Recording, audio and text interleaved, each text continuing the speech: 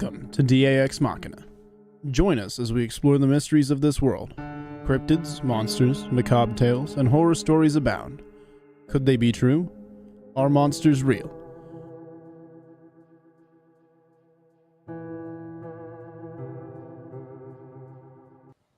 Good evening, folks. Thank you for joining us on another edition of DAX Machina. Joining me in the studio tonight is my brother Robbie Rip Rains and Kerry Pocket Doc Davis. And we have a special guest tonight, Shane Carpenter. For those of you who are unfamiliar with him, he is part of the Ozark Mountain Sasquatch organization. He is also the host of the Ozark Mountain Bigfoot Conference. It's going to be in Ozark, Missouri next month. If you guys are going to be in the area, come by and see that because I'll be there. I'll have a table set up. And he's been a Bigfoot researcher for about 10 years, specifically in an area, an undisclosed area of private property here in Missouri they refer to as the 400. If you haven't had a chance to watch some of the videos, the Into the 400 videos, you really should check him out. He's an excellent researcher. He's from right here in Springfield. I can't believe we've never actually met up and hung out before, but this is a great opportunity, and I'm really glad to have another Ozarker here on the chat. So everybody, give a big welcome to Shane. Shane, tell us a little bit about yourself and about what it is you do. Well, I'm an old, almost 50-year-old. I got into this back in 2013, hard and heavy. Like you said, I had a sighting when I was 10. Never had another thing happen until 2013. And when I had that sighting in 2013, I just dove in head first, and I've been obsessed with this stuff ever since. I spend a ton of time and money doing this, and you know how it is, man. You get into a subject like this, and spending money is just a part of it. You know, the more time you spend doing it, the more money you spend. It kind of comes with the territory. But I've had a great time with it, man. I no matter what's going on, I'm always looking forward to getting back out in the woods and tracking. That's kind of my thing. My partner's name is Randy Harrington, and we kind of have we have different strengths. And my strength is tracking and finding physical evidence, and trying to get ourselves close to these things. And he kind of comes from the other side of things. He's really into the thought processes and trying to figure out how to, for lack of a better way to say it, trick these things. We don't try to trick them often, but we do push a lot. And that's basically it, man. We're ate up with the research, and we do every moment we can be out in the woods. We're out in the woods. So, what was the incident that really got you involved in Bigfoot? What really sparked the interest for you? In 2013, I had I used to hike a lot and whatnot, and I hadn't in a long time. And just on a whim, I asked my wife and kids, if they wanted to go hiking the following day. And so I got on Google Earth and looked through a bunch of areas, and I found a place that was kind of secluded where, it didn't seem like many people go. So we went for a hike. We were about 2 miles out into our hike, and I just started getting these weird vibes. And oddly enough, I recognized the feelings that I was experiencing, which were physical. I recognized them from when I was 10. And which was in my mind at the time just crazy. It brought up all those memories and the fears that I had from my experience when I was 10. So I told my wife to kind of stay put on the trail for a moment, and I stepped in a ways into the woods off trail and started scanning. And I could see the tops of 4 heads sticking up from behind this thicket, and I kind of went into panic mode. I say panic mode, but I'm a very calm and collected person. I just turned around, went back out to the trail, told my wife we needed to go. And instead of asking questions, she understood that something was up. So she just went with it.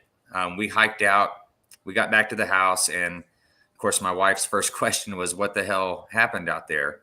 And it was that point that I had to not only tell my wife that I think I just seen 4 Sasquatch, but I had never told her about my experience when I was 10. So I had to, voice all that to her and hope that she believed me. And that was kind of the beginning of my obsession. That was on July 1st, 2013. And on July 2nd, I was at sunrise. I was back out there on the trail, and I went into the woods where I saw them. And I was out there for I actually took the rest of the week off of work, and I was out there for 4 days straight, and seeing what I could see, trying to figure out, what I needed to do to get these things to interact with me. And it was just my curiosity at that point. I had these fears from when I was a child, and as an adult, I kind of wanted to face those fears, and I wanted to know everything, what these things are, if they live in family groups, what do they eat, where do they sleep?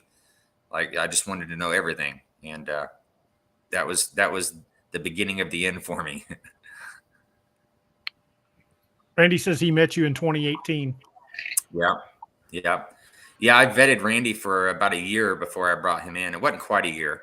I was when I got into the 400 situation, that was a whole different area where that experience happened in 2013. Long story short, I took somebody out to see these things so I could start talking about it, because I didn't want to be the crazy Bigfoot guy. So I needed somebody else to see these things with me. And I'm an ex-MMA coach, and I took out one of my professional fighters who was ex-military also, thinking he'd be the perfect person to take out and see these things. And it happened. We gave chase to a female juvenile, and we ended up catching her. She went into a thicket, and we caught up to her, and I tracked her into this thicket, and he got to see her from about 30 feet away. And he went into like full panic mode, like anxiety attack. After it was all said and done, in that moment, I had to hike him out of the woods. It kind of messed him up mentally for a while, because he was well, people, especially if they don't believe in the subject, when they have that sighting, it's a paradigm shift. I mean, some people don't react well to that. And that's exactly what happened. And the funny thing about it is, like a coach and a fighter, they have like a special bond. There's a lot of trust there, like a fighter has to trust you to go in there and believe in his coach and the tactics that you're using in the ring for specific opponents and whatnot, So when I took him out, he was a skeptic. He didn't believe these things were real, but he also didn't want to think that his coach was a liar, So it was a precarious position for him too. But after that happened, he trained with me 5 to 6 nights a week consistently for years. And after that happened at the gym, he just didn't want to talk about what had happened. He didn't. It's like he didn't want to think about it even. He just wanted to act like it never happened, not discuss it. It took him about 3 months to really be willing to open up and sit down and talk about it again. And he was just mind blown. It did.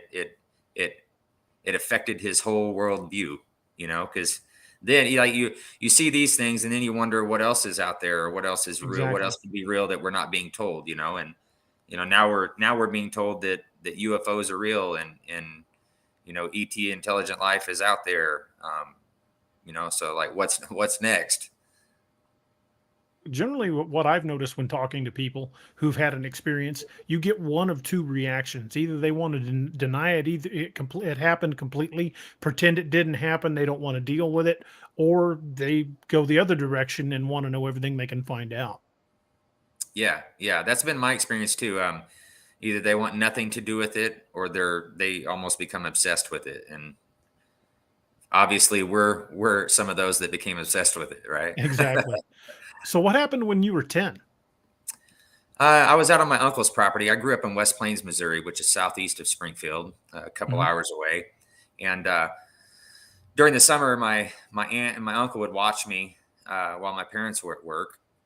And me and my cousins, we played in the woods a lot. I was already hunting and I'd started learning to track with my uncle and my dad, and I was a country boy. And my uncle had this dog named Sam, and he was half Dobie, half lab, looked just like a Doberman, except he was thicker and had more like a lab-sized chest on him.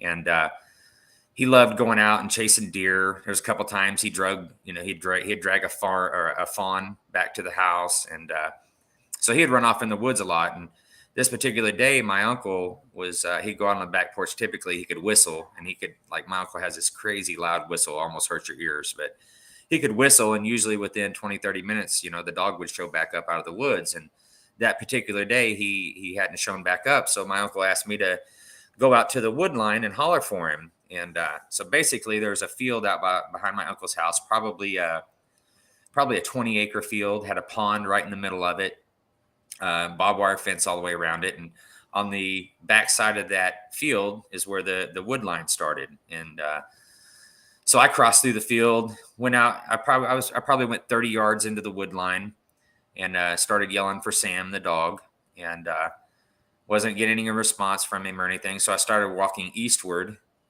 inside the tree line. And after walking eastward for a bit, I started getting this. I just remember getting this weird feeling. Eventually, I honed in on this one particular tree, and it's like I knew something was there, even though I couldn't see it. I knew something was there. I was physically, like, feeling the presence. It's hard to explain. I just had a weird vibe. So like in a crowded room when you can tell when somebody's staring at you. Exactly. Same kind of feeling, but way stronger and a little different. So I'm staring at this tree, and this hair-covered thing steps out from behind it, just one side step out, and stands there, and we just look at each other for maybe 10 to 15 seconds. It felt like an eternity in the moment, but I don't know if I was in shock or what, but in the moment I didn't like freak out and panic. I was just looking, like we were just looking into each other's eyes almost. Like while it was facing me, I can't even really tell you exactly what the body looked like the details, because I was so focused on its eyes and its face, not understanding what I was looking at. And after 10 or 15 seconds, it turned, walked away, and it took it a couple minutes to crest over this hill. And as soon as it disappeared, that's when, like, the fear and panic set in. And I turned around, immediately ran. Like, I'm surprised I got through the fences, without cutting myself up, because I was in such panic mode. Like, literally, as everything set in, as I'm halfway across this field running back to the house, I'm like bawling, crying, and, breathing hard, and just freaking out. And while I'd been out there, my dad had shown up. So I see his vehicle as I'm coming through the field, and I start yelling at it, yelling his name. And he met me out on the back porch. He heard me. And long story short, he just tried to console me. He took me in, and of course, wanting to know what was wrong, why I was so panicked. And I told him what had happened. And at the time, I did not know what a Sasquatch or a Bigfoot was. I'd never seen anything on TV. I didn't watch a lot of TV growing up as a kid. I was outside all the time. And so I hadn't really heard of Bigfoot or Sasquatch per se. So I didn't understand what I'd seen. And like nowadays, looking back on it, I understand that was a juvenile. Even, it was bigger than me, almost like basically adult size, a human adult sized. But I told my dad what had happened, described what I'd just seen. And he basically just tried to console me and convince me that I was just a young, impressionable kid and, was seeing shadows or something. And like, it wasn't a shadow. We stared at each other for 10, 15 seconds. And then I watched it turn and walk away and crest the hill. Like, shadows don't do that, Right. But we discussed it years later after my 2013 situation. And my uncle, after that, years later, had his own experience. We got it all out in the open eventually, and all talked about it and the things that had happened out there. And so that was basically the gist of it. After that, I just, at some point in my childhood, probably my early teens, I just kind of forgot. I didn't forget about it. I didn't necessarily forget about it, but I just kind of put it in the back of my mind, lock and key, and just didn't purposely think about it, And then 2013, when that incident happened, it brought all that back, and that's what kind of drove me to dive into it. I had these fears and stuff that came up in that moment from my childhood. And, it's like, you got two options, live with that fear or move past it. And exactly.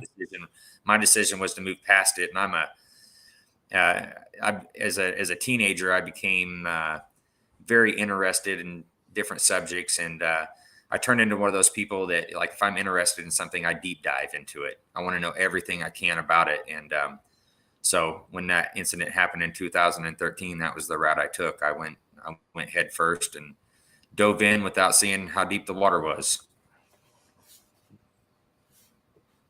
One of our viewers, Sally T, said, "Could you please describe the face?" Yeah. So this one in particular, the hair, it didn't have real long hair. The hair was it was kind of matted, couple inches long, probably 2 to 3 inches long. Had a nose just like ours, a hooded nose. Its eyes were inset. It had a large brow ridge, of course. It didn't have like necessarily protruding lips. Like you couldn't see, like we have a lip line. You couldn't really see that lip line. You could see the split in the lips, but you couldn't necessarily see a lip line. Most of his face was covered with hair. It kind of, it was lighter around the cheekbones and the nose and around the mouth. The eyes were a deep, dark brown. I've heard a lot of people say that, you don't see whites around their eyes. I have seen that. So that's just, that's a little differing thing than what you hear sometimes, but I did see whites in the eyes of that one. You couldn't really see its ears. They were covered with hair. You could see where they were because of the hair bulging out somewhat. Its head was, you hear the males typically having a more conical head. This one didn't. Its head was round. And I say males because as it was walking away, one of the things I did notice was the genitals and a couple of its strides. It looked as though there was genitals between its legs. Hair also, but you could see movement between its legs. So I automatically, assumed it was a young male. K Bowers 8111 said, "Shane, did you have a bad feeling, or you just freaked out because of seeing something like that?" Well, before it stepped out from behind the tree, the feeling I was having was like a dark feeling. I was already tense just from the feeling and feeling like something was watching me or something was there. So the panic hadn't set in, but my nerves were already up at that point. And then it was seeing this thing that really put me over the edge. Mm-hmm. So how did you get to start investigating in the 400? How did you locate this section of property? So I was brought into that property by an old friend. I was actually friends with his older brother, and he was friends with this property owner of the place we call the 400. And a lot of odd things have been happening out there. And he had went out and hiked the property a little bit to see, what was going on. He was aware of Sasquatch and had, seen some things on it and looked into it a little bit. And he was seeing things that told him maybe these things were on the property. They were having rocks thrown over the cabin from the woods behind the cabin that would land in front of the cabin when they would be barbecuing out front. And like the first day I went out there, he showed me rocks that were literally on his roof, So he thought at first, the landowner thought that he had, people coming in and poaching on his property, because there's so many deer that come through the property. It's crazy. I mean, the habitat is awesome out there. There's fruit trees and just like you name it, it's out there. There's just food available everywhere. But they were finding these structures and thought that it was possibly poachers, throwing together little blinds off of these deer trails and whatnot. And so they started tearing them down, thinking they were blinds. And then he had a particular holler on his property that he had logged. And after that logging happened is when all this stuff started like ramping up, which was interesting. And anyway, long story short, this guy that I was friends with his brother, he saw me on randomly, just by accident, started looking into Bigfoot and saw me on a website and called me, reached out to me, got my number through an acquaintance and reached out to me and said, "Hey, I have this, if my friend owns this property, there's a lot of weird stuff going on. Would you be interested in going out and checking out the property? And I said, how about tomorrow? And the next morning we were on the property, and we spent about 8 hours walking the property that day because I wanted to, to see everything I could on the property. And about, I don't know, 5.5, 6 hours into it, I started getting those weird feelings again. And I caught one following us. And not only did I see it, but he got to see it. And I've been there since. It's like that first day, then and there, I knew positively these things were there without needing to find any physical evidence, because we saw it. So, right. Poncho Zorch, one of our viewers, said, "Did Shane call them more human or ape-like? Any woo attached to these sightings?" So with that question, first I need to say that myself and Randy Harrington, he's my main partner, we are data driven. And I say that because like we can talk about all these theories and we can talk about all these different ideologies and stuff, and all these experiences that people have. But first and foremost, we need to prove these things are real, So that's where me and Randy's ideology comes from, is going back to the basics and basing everything that we think and talk about and discuss on the data that we have found and collected. That way we're not, like I said, we can talk about all these other things, but until we prove these things are real, none of that really matters. Like you can't prove that any of these theories are real until you prove these guys are real first. So that's exactly where me and Randy have kind of taken a step back. Like I've experienced a lot of stuff, but we just had to take a step back, and Randy was real. Randy kind of brought that early on to my attention, that was a route that he felt like we should go. And after we discussed it, I agreed on it, and that's the way we've went ever since. So when it comes to experiencing, the quote unquote woo stuff in the 400, we have not experienced any of those things. Everything that we experience is physical. We're not experiencing some of the woo stuff that people talk about. We're not seeing these things cloak. We're not seeing them disappear. And I should say, mentioning that on 4 different occasions, like we've been on this property for 6 years now. It's a long-term study we're doing, and it's all data driven. 4 times now on that property, I've gotten within 8 to 10 foot of a juvenile. And not only that, but from 20 yards or so away, Randy and others have been filming it while it happened in real time with thermals. And I've hit them in the face with a flashlight from 10 foot away. We had it pinned down where it couldn't go anywhere without being completely exposed on the first time this happened. And it was about a 15-minute ordeal. I ended up walking out to it. First, I walked halfway out, turned my back to it, and sat down. I ended up walking back to the guys, and I decided I want to see how close I could get. So I walked out and was within 8 to 10 foot of it, hit its face with my flashlight 3 times, and the thing did not cloak. It didn't disappear. Nothing, none of that.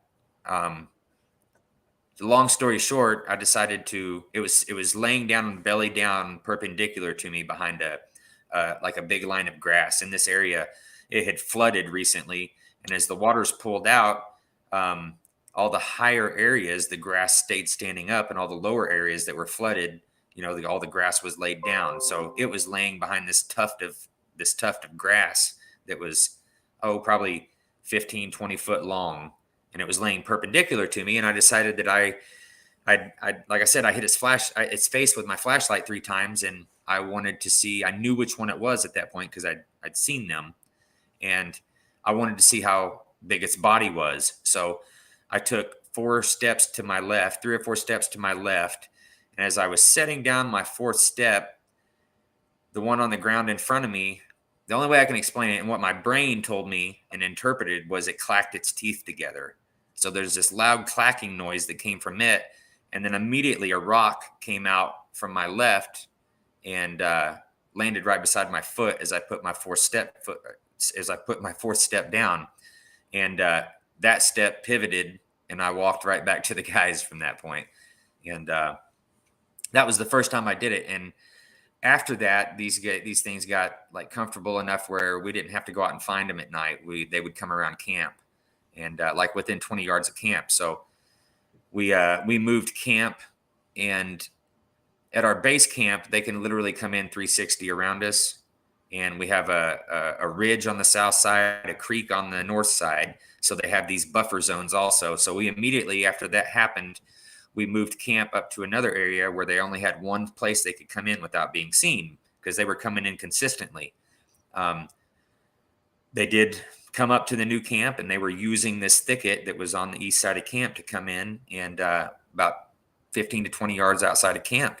And we would, because of that, we knew where to keep an eye out for them with the thermals. We would see them. Randy would lead me out to them vocally. Now we have a headset that we communicate with, so we don't have to, talk loud. But I basically walk out through this thicket and get within 8 or 10 feet, and trying to interact with these things. And since it's an ongoing process, like it's taken 6 years to get through all this and get to that point. And we're just still doing the same things. We're still moving forward. Like I said, I've had to have a lot of patience. That first area that I researched, I chased that female so that my buddy could see it, and it ruined it. Like they quit interacting with me after that. Everything just shut down. So, I messed that situation up, not having enough patience. So I went into this situation using the same tactics as I did in my early location, which is basically being predictable, showing no fear, staying calm and collected all the time. Those are the main, those simple things right there is what I believe has led us and gotten us to this point. And as far as the habituation side of it, if you want to use that term, I do use a bait station. I don't use it all the time. Early on during the process, I use a bait station, and my bait station is a closed system. So I don't leave things out in the open, because you have no idea what's getting them. Any animal could get things that are left out in the open. So I thought about it for a while, and I set up a closed system. And after I got them hitting the bait station, eventually it got to a point where I was trying different foods and whatnot, trying to pinpoint what they enjoyed the most. I wanted to give them what they wanted the most. So eventually it seemed as though that chocolate protein bars and granola bars were the things that they enjoyed the most. That's what they would always hit on. And they eventually started taking them out of the wrappers. They would put the wrappers back in and close the system back up. So they were literally leaving the wrappers there. And the absolutely crazy thing about that is, in my first area that I researched, I had the same, it was a different closed system. It was in a rock outcrop, but they did the same thing there. And it was the same things that they seemed to enjoy. Like I tried every fruit and vegetable that you could think of, meats, different things. And every single time I would get better responses when I used these chocolate protein bars and granola bars for whatever reasons. But both places, I got to a point where they would put the wrappers back in and close the system back up. And oddly enough, one fruit in particular at both places they wouldn't touch, and it's oranges, which I thought was odd. I would assume that any animal, you get into an orange and they're going to enjoy the hell out of that. And neither location, they won't touch the oranges. They'll sit there and rot. That's interesting. There was a couple of questions I wanted to revisit that somebody had mentioned in the chat. Could you describe would you describe their faces as being more ape-like or more human-like? Definitely more human-like. Like I don't think of these things as an ape. We've seen, with what we're doing in the 400, we've seen an amount of intelligence that is way, way, way beyond apes, any of the ape species. And like, these things are smarter than us in their environment. and can toy with us at will, and not expose themselves. So my personal opinion, and I'm not 100% sold on anything because we try to be data driven, but it seems as though these things are like a relic hominid that has made it. That would be my guess, that they're very closely related to us, if I had to guess. That does make a lot of sense. Um, as you're saying, you guys are data driven. You're in the right group here because Robbie. Well, I'm a retired cop. Robbie's still an active cop. Doc was an Air Force flight medic. We look for the evidence. We don't make our theory. We don't make the evidence fit our theories. We make our theories fit the evidence. But Yeah, and I'm not going to go out and upset anybody in saying the woo doesn't exist, but we just don't jump to that. We look for right. logical explanations and look for evidence to explain what we're seeing. Because, like you said, I've not experienced what they call cloaking or mind speak or going through dimensions. All of mine has been very physical. Right. And I'm not saying that people haven't had those experiences. I'm absolutely not saying that. I'm a very open-minded person, but with this project, we have to stay data driven because like I said, we have to prove they're real first. So Exactly. we have to go back to the basics and prove the physicality of these things and that they are there, that they're in our forests, and that they're 100% real. Once somebody can do that, then hopefully they'll be in a situation where they can move forward through personal and close up interaction. And if any of that woo stuff is real, it'll come out in the data. You know, we just haven't experienced it and seen it. And I get asked that question a lot, and I've had people get irritated with me that have had those kinds of experiences because they feel like I don't believe them, and that's not the case. It's just that I haven't experienced it for myself, and being data driven, I can't go there until I have some data that points towards it, and I just Right. don't have that. We don't have it. That's the same thing we say here on the show. We don't discount any of the claims that they refer to as the woo. We don't say it's impossible. We don't disbelieve anybody. It's just not been our experience. Right, right. I would love to, if that stuff is real and it happens, I would love to have those experiences. As a matter of fact, early on, like I was reading into a lot of the theories and whatnot in 2013. When I got into the subject, I got on, I wasn't even on Facebook at the time. I got on Facebook because my wife said that there were groups on Facebook and there may be, groups for this subject. And as soon as I went in, I started seeing these different theories and stuff and started deep diving into these theories, infrasound, cloaking, all that, mind speak. So once I got into the comfortable in the situation in 2000, and I think it was actually early 2014, I actually went out to my research area, and I was having interaction at that point consistently. And I sat on this bluff and tried to basically kind of meditate, thinking that if this stuff is real, these things are interacting with me. I'm going to meditate and try to put my mind in a state to maybe open myself up to that, and all I heard was myself. And so I didn't look further into it. If something like that was to happen, I would absolutely be honest and talk about it, whether people believed me or liked it. I would talk about it. But like we're so data driven. For instance, I recently started talking about these holes that we find, or that I find. I should say because I'm the tracker. I'm the one that goes out and perimeters camp every morning. Most mornings, and works out from camp looking for physical evidence.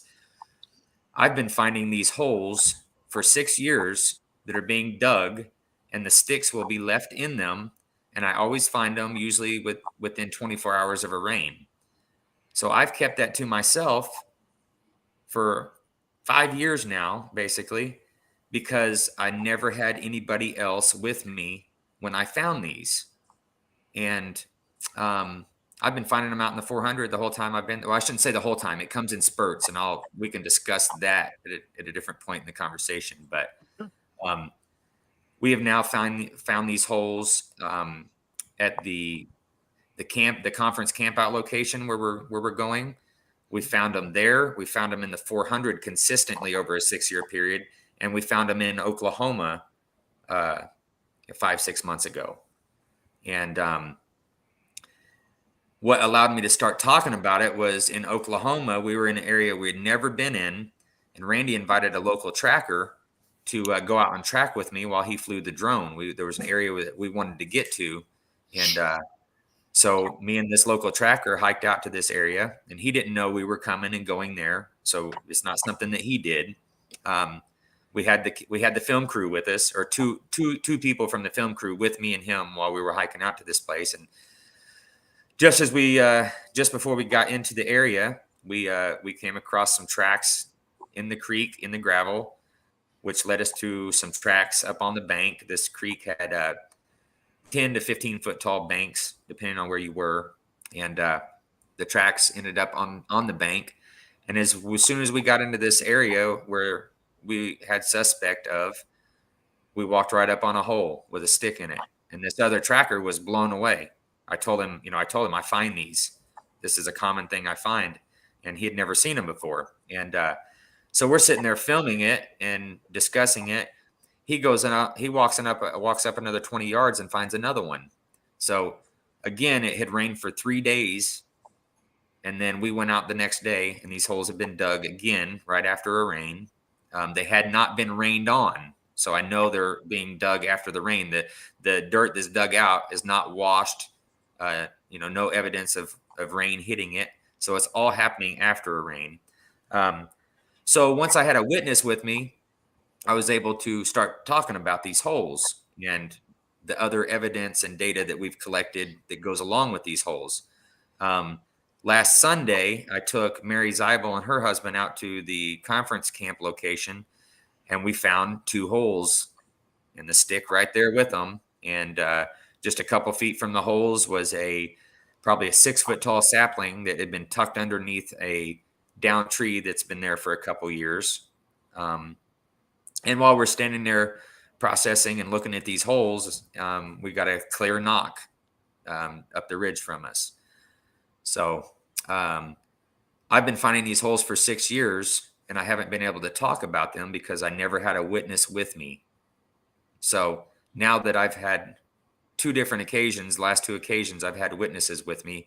Now I'm openly talking about them because it was a situation where anybody could say, well, Shane could be digging those holes, So we just kept it to ourselves and kept collecting data. So what these holes eventually showed us was that last October, I found the mother's tracks, the Juvi's tracks, and then we found a new set of 6-inch tracks.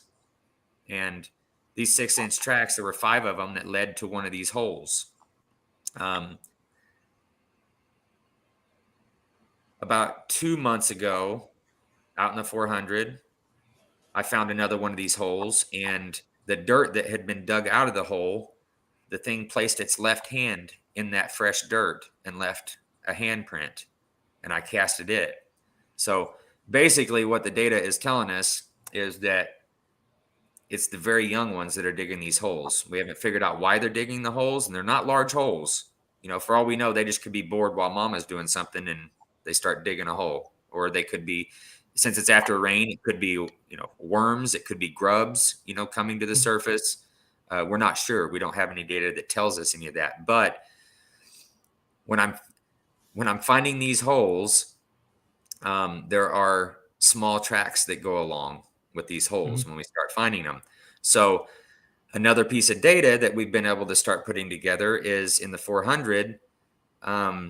Early on, I was finding these holes, and then I quit finding them. It's about a 3-year period. And then we start finding these holes again. So now we're starting to see some consistency on like almost a time schedule of a possible birthing rate.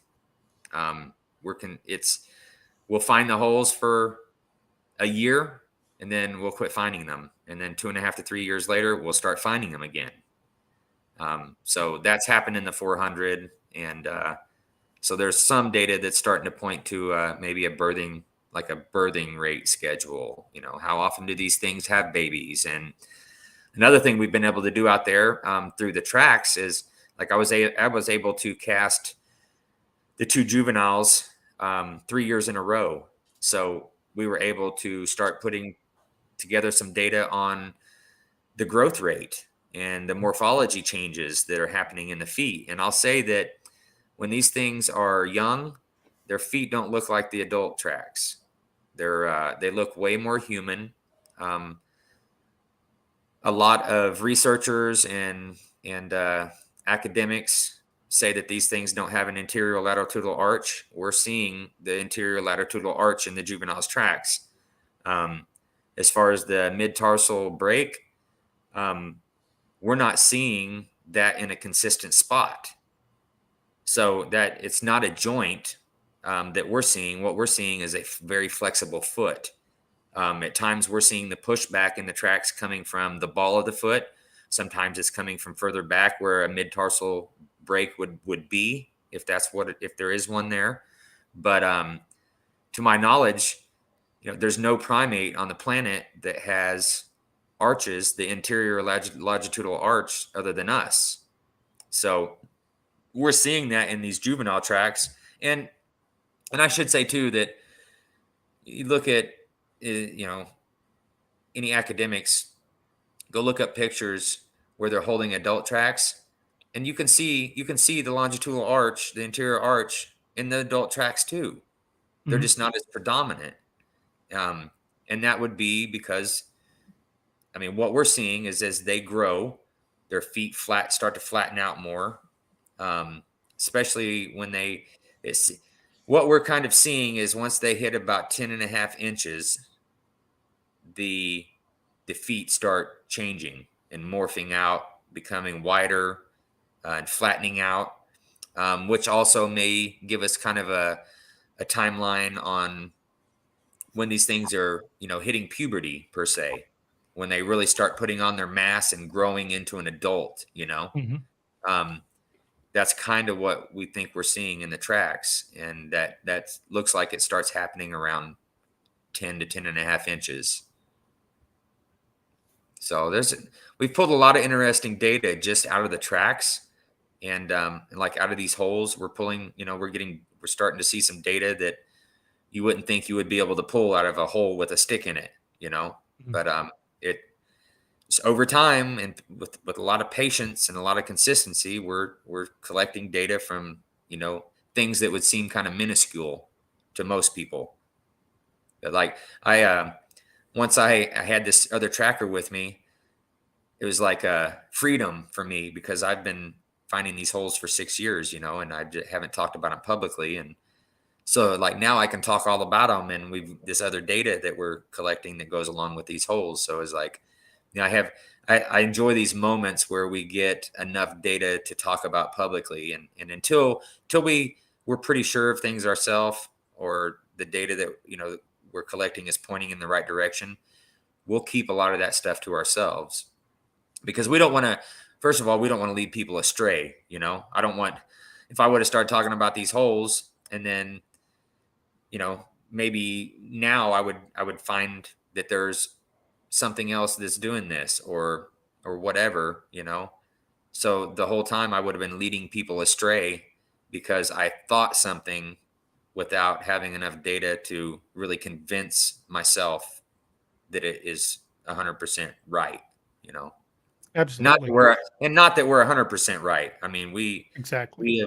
We have went into several data sets and been going a certain direction, and then a big piece of data happens and we realize that we were wrong, so we have to backtrack in that data, look over it again, and the new data will help, line us out. But that's just it's part of the game. It's all part of it. Mm-hmm. I want to say thank you to Wyatt Estes and Flyby Stu for the super chats real quick. And something else I wanted to ask you to kind of clarify on that. How big are the holes that you're finding? That's the other thing. So you would expect if these things are digging for worms or grubs that they would dig a fairly significant hole. And that's not the case. These holes will be 6 inches deep, but they'll only be sometimes about this big around. and most of the time they leave the stick in the hole. I have found them where the stick was laying next to the hole, but it's like obvious that the stick was used to dig the hole because the end of the stick has, dirt and mud packed on it. Yeah. If I had to guess, I would. Doc, you're muted, buddy. Sorry. Yeah. What were you going to say, Doc? No, I was like, I was thinking about this earlier, and I was going to ask if they'd use any tools. So if they're using these sticks to dig, have you noticed any other more tools that are a little more sophisticated, or are they all fairly primitive tools? It's interesting. In my first research area, I actually left a knife out at my bait station to see if they would take it, one, and two, if I would find any evidence of them using it. It did disappear, but I never found any evidence of them using the knife per se for anything.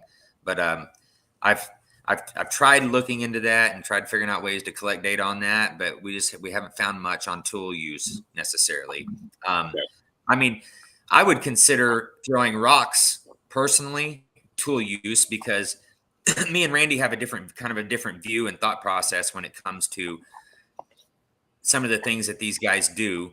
As people, when different things happen to us that haven't happened to us before, fear is a common notation that comes along with those things, so like you'll hear people talking about, they were throwing rocks, they were trying to scare us out. And well, that's fear, and fear having a part in the equation that their mind is putting together in the situation, right? So when you look at some of these things without the fear, you start seeing other possibilities. Like I feel like just because of how things have happened with me and how I started this progression, that when they're throwing rocks, I don't think they're trying to scare you off. I think they're doing it to see how you react so they can judge your character, if that makes sense. So like, just say they start throwing rocks and you turn around and you're scared, fear takes over, you're freaked out, you may yell into the woods, or you put your hand on your firearm. When they see that fear, they are immediately going to understand and know that you're not somebody that they would ever interact with. So I went into this with no fear, basically, or stupidity, or with a lot of stupidity, however you want to claim it. But it seems as though all these things they do is to put a judgment on us and how we think and how we're going to react, But that's just kind of how we see things, and that's from what's happening to us and what has happened to us in the 400. So here's the $50 question for you. Do you think they're dangerous? I mean, anything and anybody in the right situation can be dangerous. So, I mean, absolutely yes.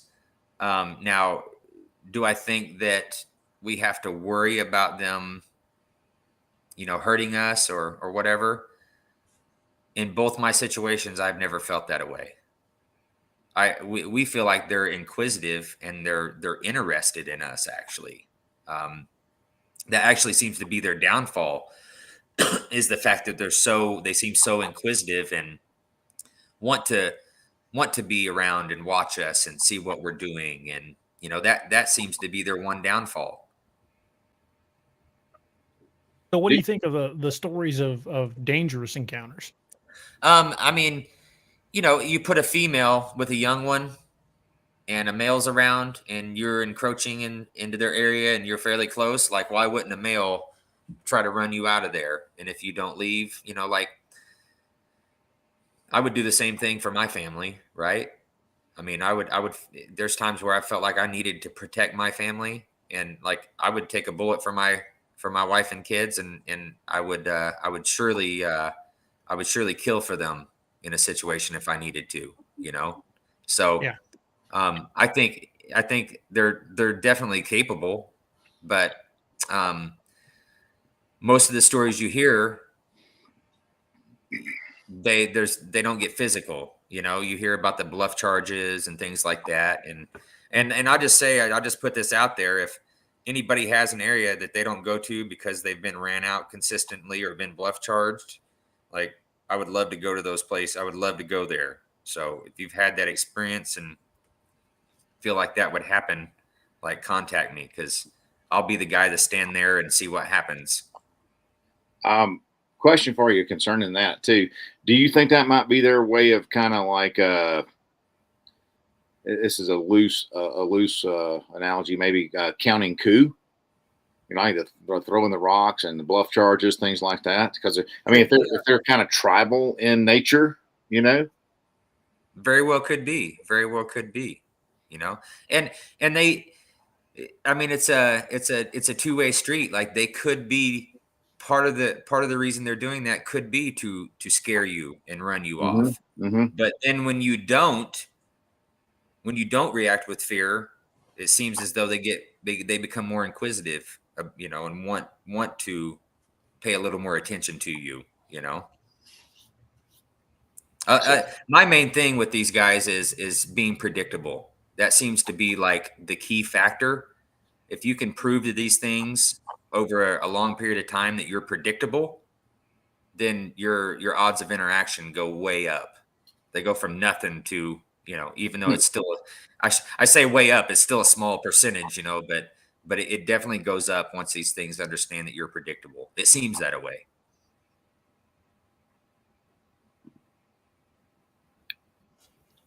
DA's looking at questions. Yeah, sorry, I was trying to keep up with some of the questions in the chat.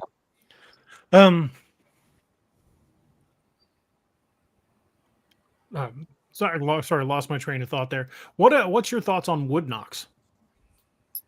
Well, I mean, we know that they're using them for communication. That's why me and Randy don't do wood knocks. We don't do whoops and yells and wood knocks. We don't know what that means, and we're data driven. So if we do that, it may alter the reasonings that they're doing it, and that's going to skew the data. So we don't do wood knocks and whatnot. We have, you know, there's times when we'll, like, say for instance, we leave Randy at camp and me and somebody else get on the side by side and head out. There's a ridge that we pass once we go through the creek, and you know, Randy on several occasions has heard them knock as we pass that ridge, and typically, like, however many people are in the side by side is how many knocks they'll do. You know, we'll have like, we've had one on the ridge on the south side of camp and one on the other side of the creek on the north side of camp, and had them knock back and forth, and like, as they move around and resituate themselves compared to us, it's almost like they'll knock or a rock clack to let each other know where they're at, you know, so they can keep track of each other while they're honing their skills on us or whatever they're doing. So that shows sentience. For sure. Yeah, that definitely shows sentience. That's just not something just basic. That's cognitive processing right there. Yeah, absolutely. Yeah, these things they're definitely really intelligent. We kind of have a theory on wood knocks ourselves, and I've discussed it with the guys from Small Town Monsters, and they're kind of on the same page as I am. We don't think that it's actually a wood knock. We think they're doing it with their mouth. Right. So early on, I was really looking into the theories of the mouth popping, and like the rock clacks possibly being just a clapping. And if you cup your hands, and you had like leathery giant hands, you can cup your hands and make kind of a knocking sound also. So I looked into that, but we have video from last October and audio. So I was able to, we were at camp one night. We had 3 different knocks that we recorded. One of them came from east of camp, sounded like it was 100 yards away, 150 yards away. The next day, I ended up in a thicket east of camp, looking for evidence. I found the mother's tracks, the juvenile's tracks, and the young one's tracks. That was actually when I found those 6-inch tracks that led me to the hole. But the first thing that I found going into that thicket, I started finding breaks and twists. And then there's this down tree with no bark on it and a rock sitting on it. And where the rock was sitting is like, this tree is like 2 foot off the ground. So we had recorded those knocks from the night before, and like I remembered that one of them came from east of camp. So on video, I took that rock and I slammed it down on that log. I took the recording from the night before. I put them both on the spectrogram, the knock that I did with it and the one we recorded the night before, and they're the same knock. They matched on the spectrogram.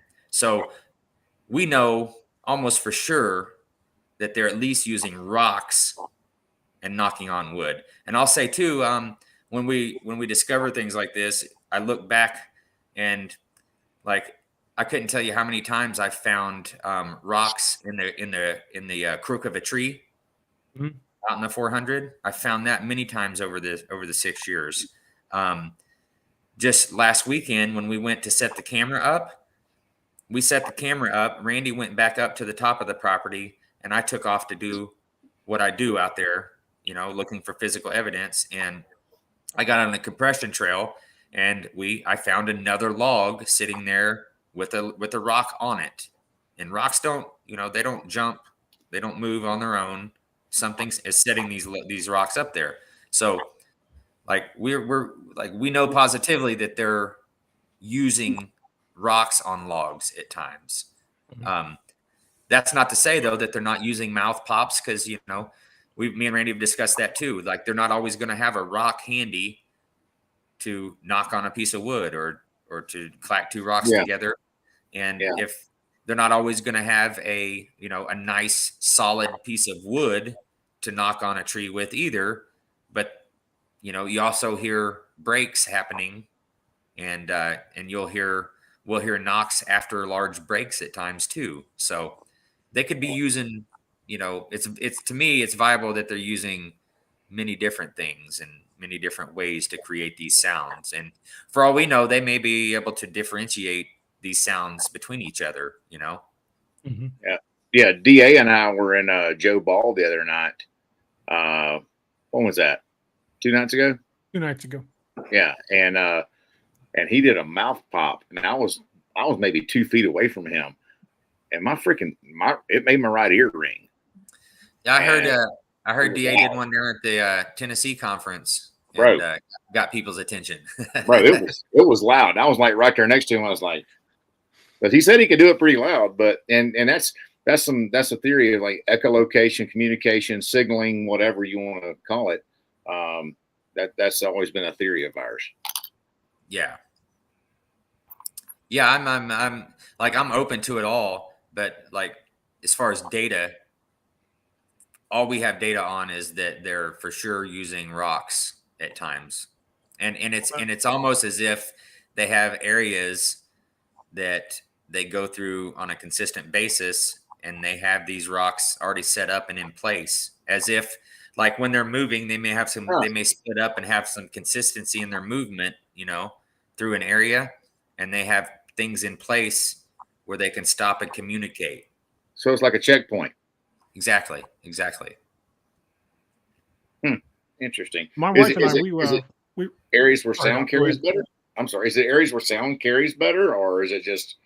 I mean, it's real random. The one we found this weekend was on the slope of a ridge, and that one we found last October, it was down in the bottoms, maybe 20 yards from the edge of the creek, in a thicket, in the middle of a thicket. That's cool. At the conference this year, DA, I'm actually going to be showing that audio and awesome. and that video, and showing how they match on the spectrogram. That's awesome. I'm looking forward to seeing that. One of our viewers, Vampaka, she says, do you think there's a difference with behavior depending on where they live? Like how the ones in Alaska seem to be more violent toward humans? I mean, sure. I mean, you go to Pennsylvania or New York, and the people up there are different than the people down here in Missouri, So I'm sure that's likely that they're going to have different attitudes in different areas. And I think something will affect that is, the amount of people and traffic in an area, and the amount of people that these things have came in contact with, How many negative interactions they've had with people. Right. Yeah, just like Well, us. in Alaska, most everybody that's in the woods is associated with a firearm. They're Right. probably hunting, so I would say they've come to associate us with hunters. Yeah. Poncho Yeah. Zorch said, "Have you had any signs of cover-ups with government agencies?" Um, not really per se. Evidence wise, we've had some odd things happen on a few occasions, but I can't say that it was focused on us necessarily. So I don't have data, that we've experienced that says that. But if I had to guess, I would say the government does know about these things, and the reasoning I, for not being open about it. I mean, there's a laundry list that I could talk about. I could give you 10 different reasons why it would not be good for these things to be known in the public arena. Could you talk a little bit? I know before we came on the air, you kind of told us a little bit about a trackway you found up near Stockton Lake. Could you talk about that a little bit? Yeah, yeah. I got called into an area where some people had found a bunch of tracks, and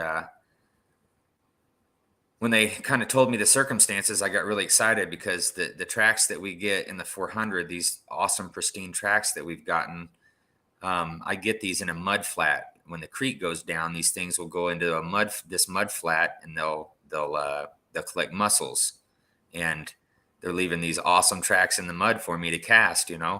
So it was kind of the same situation. The lake was down, and there was a big exposed mud flat back in this cove, and there was over 300 tracks in this mud flat, and everything was consistent with what we find. As far as the tracks themselves. I actually got a lot of data out of these tracks that matched up with the long-term data that we've been collecting in the 400. And this also happened. DA, you remember when we had like a week-long freeze this winter, Mm-hmm. and it was just cold as all get out. Everything was frozen. These tracks were left at the end of that freeze. Like, these tracks broke through the ice into the mud as it was thawing, and there were also 6.5-inch tracks. And no person is going to let a child with 6-inch tracks stomp around out in a mud flat that has a layer of thin ice over it in the middle of winter. That's just Not barefoot. They won't. no, absolutely not. And these were all barefoot tracks. I've got them all on video, and I may show a little bit of that at the conference too. But not only were the tracks persistent with what we find, but the sizes and the different sizes, like, we see a consistency in, like, if we find a 9.5-inch track, we expect to find another particular size track. And we've gotten onto that because of the data we've pulled from the tracks on the 400 over a 6-year period. And, we've got some things that kind of point to a birthing rate, like how often they have their youngs. And it'll How take often do me. you think that is? Well, I mean, right now, I hate to say too much, because it's like, this is data over a 6-year period, but because of the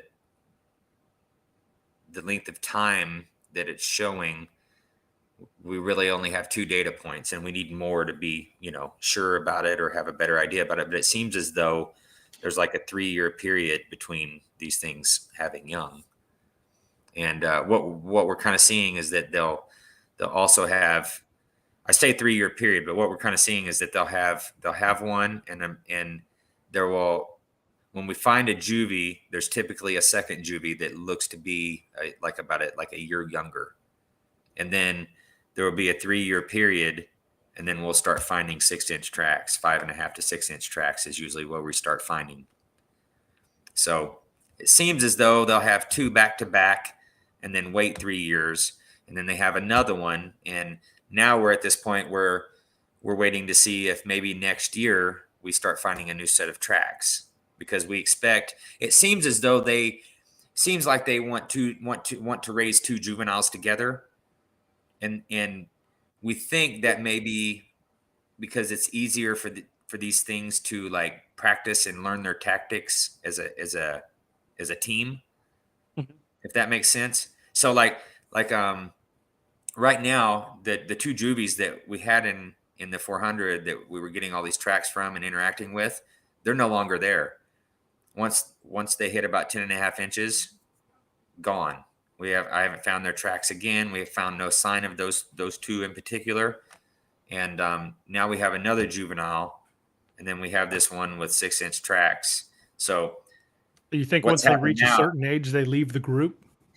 it seems as though that's the case. It seems as though that's the case. And that could be, like we were talking earlier, it could be a puberty thing, once they hit puberty and are able to Weeding breed. age, they're go out looking for a mate. Right. That seems like it could be the case. We don't have enough to say Robert for D sure. says, how many reports have you heard in Northeast Missouri?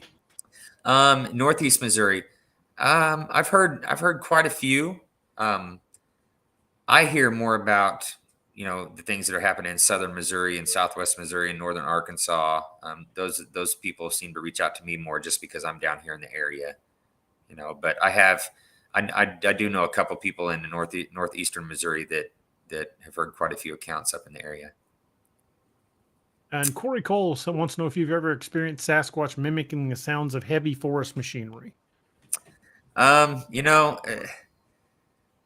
We can't say for sure that the odd things we've heard of these guys, because we didn't see them make these sounds and these noises, but we've heard a lot of noises out there that we should not hear. I've heard some pretty bizarre noises in the Mark Twain. Last October, we had the film crew there with us, and everybody laid down. It was actually the last night. We were going to be packing up to leave the next day, and 4 days prior to that, or 2 or 3 days prior to that, we had captured what seems to be samurai chatter. Mhm. And so a few days later, we're all laying down. We all tucked in early, which was about, I don't know. I think everybody started laying down about 1. I laid down about 2 a.m. and I'm laying there. My eyes are closed and I'm just starting to fall asleep. And then I hear what sounded like an air whistle from a train, like an old school air horn or air whistle on a train. Mhm. And I popped my eyes open immediately, and it was east of camp, just down east of camp. Sounded like it was fairly close. But immediately I thought, I was starting to fall asleep. So I thought I may have been like, jumping into a dream or something. So I sat there for a moment, and then I hear it again, except this time it's louder and sounds closer. So I immediately pull out my phone and hit record, and I'm laying there hoping to record this again, and it doesn't happen again. So I just laid there pondering, like, what in the heck just happened? What was that, And I fell asleep soon thereafter, and at 2:30, one of the camera ladies woke up, and she was hearing the samurai chatter just west of camp again. So just interesting thing, like we heard a goat and a mule one night, and to my knowledge, there's no goats or mules out around the property anywhere. We've never heard. I have never heard them since. Had never heard them before that. We know we're positive that they do mimic owls at times, and I say that because Randy Harrington experienced that down at the Chickasaw Park in Oklahoma. He actually had his eyes on the two individuals and could hear, because of the proximity to him, that the adult was the one doing it. And if you hear the recordings, like, it's obviously not an owl. Yeah. I think he had a couple naturalists and a biologist listen to it, and they agreed that it sounded, I forget what owl it sounded similar to, but they all said that it didn't sound like an owl. It sounded like a person trying to mimic an owl. So yeah, we're pretty sure they mimic, can mimic other animals positively. I've heard what they refer to as the 500-pound owl a time or two. Where Right, it sounds like yeah. an owl, but it's just way too big. Yeah, and if you hear the audio of the owl that Randy recorded when he had his visual sighting, that he talks about a lot, it's so loud. I mean, it is so loud. It personifies the 500-pound owl for sure. Yeah, Randy just commented actually that it was close to a short-eared owl, but they all agreed and said that it sounded like somebody trying to mimic an owl. So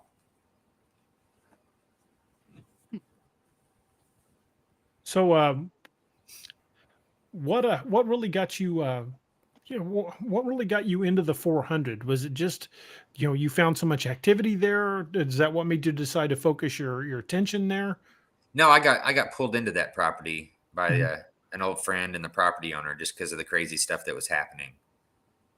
The property owner was starting to like kind of freak out about the things that were happening, and so I was brought in to figure out if it was a Bigfoot related thing, and if so, kind of teach him how to deal with it and not see it as not give into his fear, the fear factor that can come along with it. Once he got over the fear factor, like everything changed. The way that they were, I shouldn't say interacting, but the things they were doing to get his attention, to show their dislike or whatever reasoning they were doing it for. When his fear factor changed and he got more comfortable with it, they changed how they were dealing with him. Basically, it almost became, more mutual, I guess.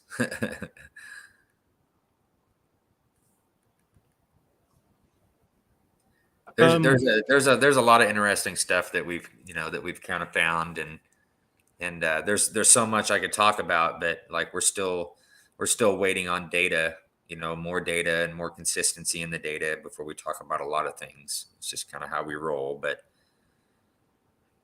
about the Bat Cave, I don't know about the Bat Cave. There's a cave here in Missouri. It's on some property up near Grove Springs.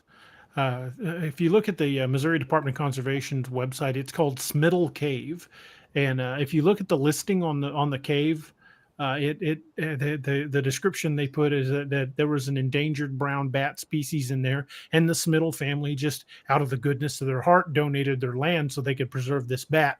That's not how it happened.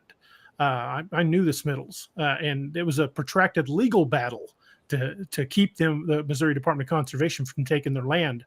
And Missouri Department of Conservation used the excuse of the endangered brown bat. But I'll show you a picture of the cave, and tell me if you think this is something that they would do for a bat. That's a person down there that's kind of pixelated. Do you really think that's necessary for a bat? Oh, I mean, I don't know. That wall is about 30 feet high. I mean, that would be easily climbed by one of these things for sure. Yeah. But it's weird that the Missouri Department of Conservation seized their land and then put that up. If supposedly that's to keep people out of the cave. If they wanted to keep people out of that cave, really all it needed was a 10-foot chain link fence and some barbed wire. Because there's no way to get a truck back there where you could hook up a chain and pull a fence off. It's just there's a trail back there. There's no way to get a vehicle back there.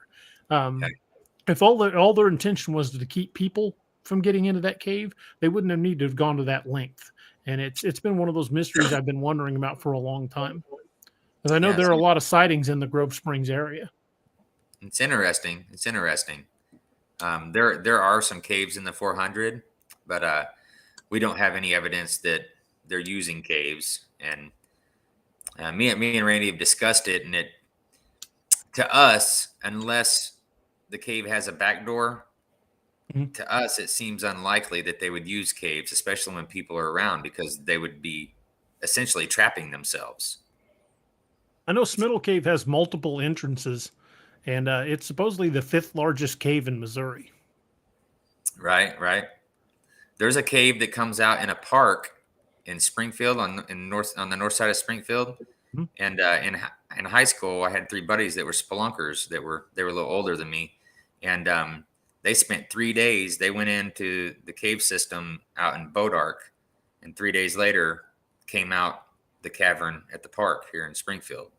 That one also is walled off. Yes, yeah, it is walled off now. Absolutely. Both ends. Out in Bodark it is too. And I know that there used to be an opening to that same cave system just off Park Central Square. They've supposedly cemented over Yep. it. Yep. I know exactly where it's at, actually. I've been in that too. And allegedly there's an entrance under Central High School down in the basement.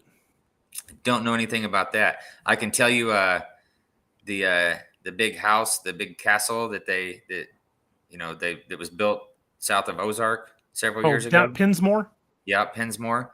There's a cavern system underneath it. I've been in that cavern system, and my three buddies they mapped some of that cave system actually back then. And It doesn't surprise me to hear there's a cave system under Pinsmore.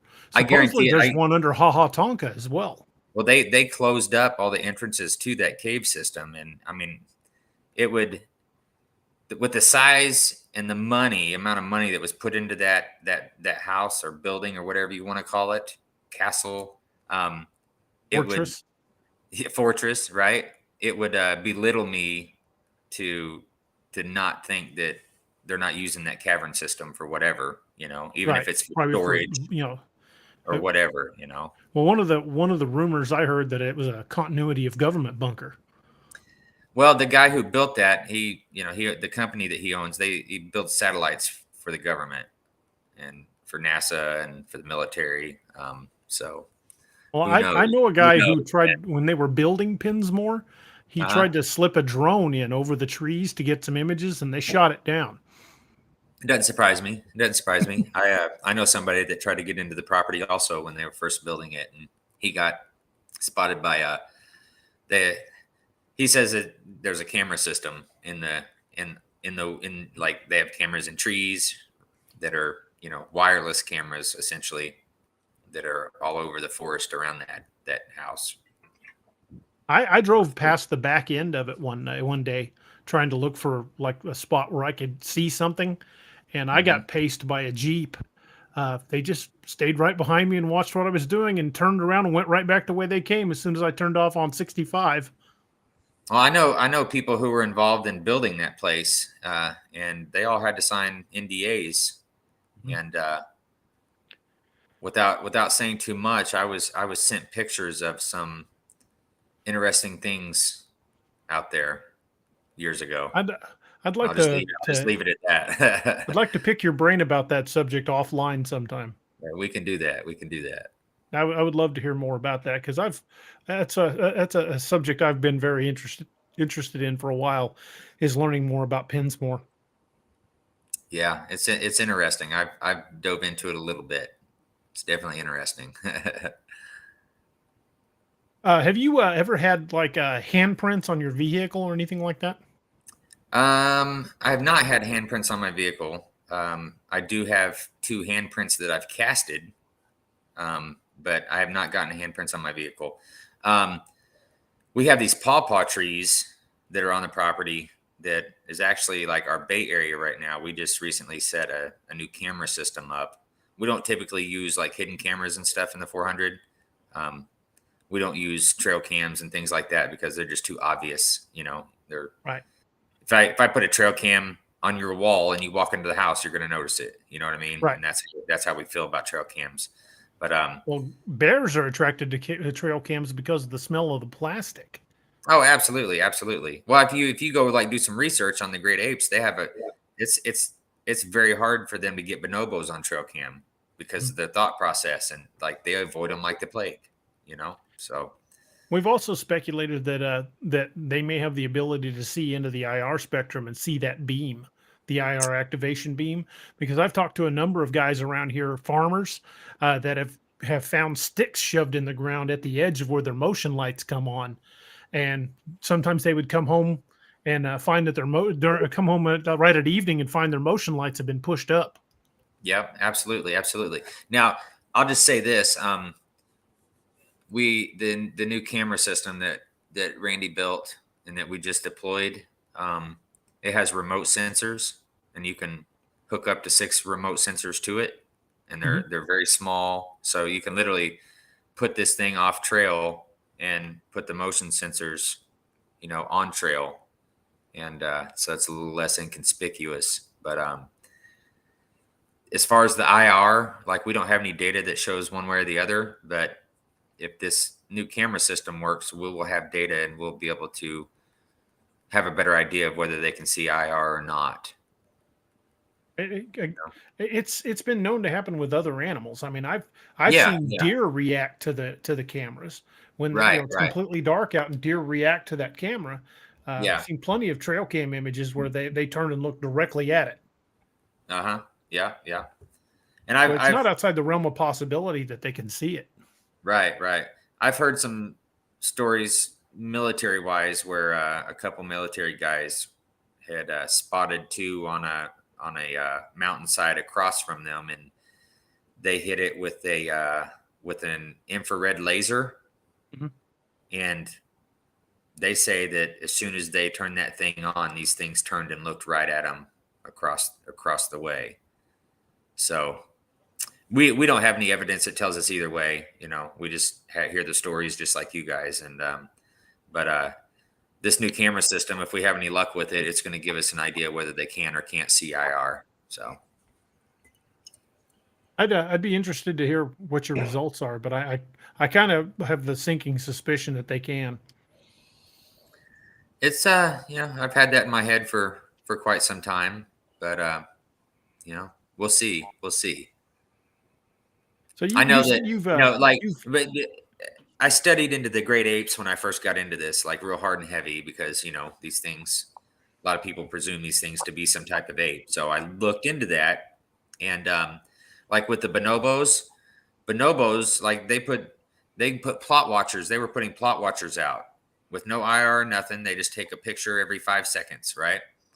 And the bonobos would see them and spot them and pick them out. So bonobos don't need an IR, like they don't need that to know that these things are there. That these hidden cameras are there. Um, the bonobos think on a different level than we do. Like if we were to look into the forest and trying to decide which way we want to go, which is going to be the safest route, we may look out and scan and like pick out 3 places, right? In that same amount of time, a bonobo is going to look out and scan and see 30 possible places. And not only that, but in its head is going to decide which route is going to be the safest. So they think on a different level because it's survival, yeah.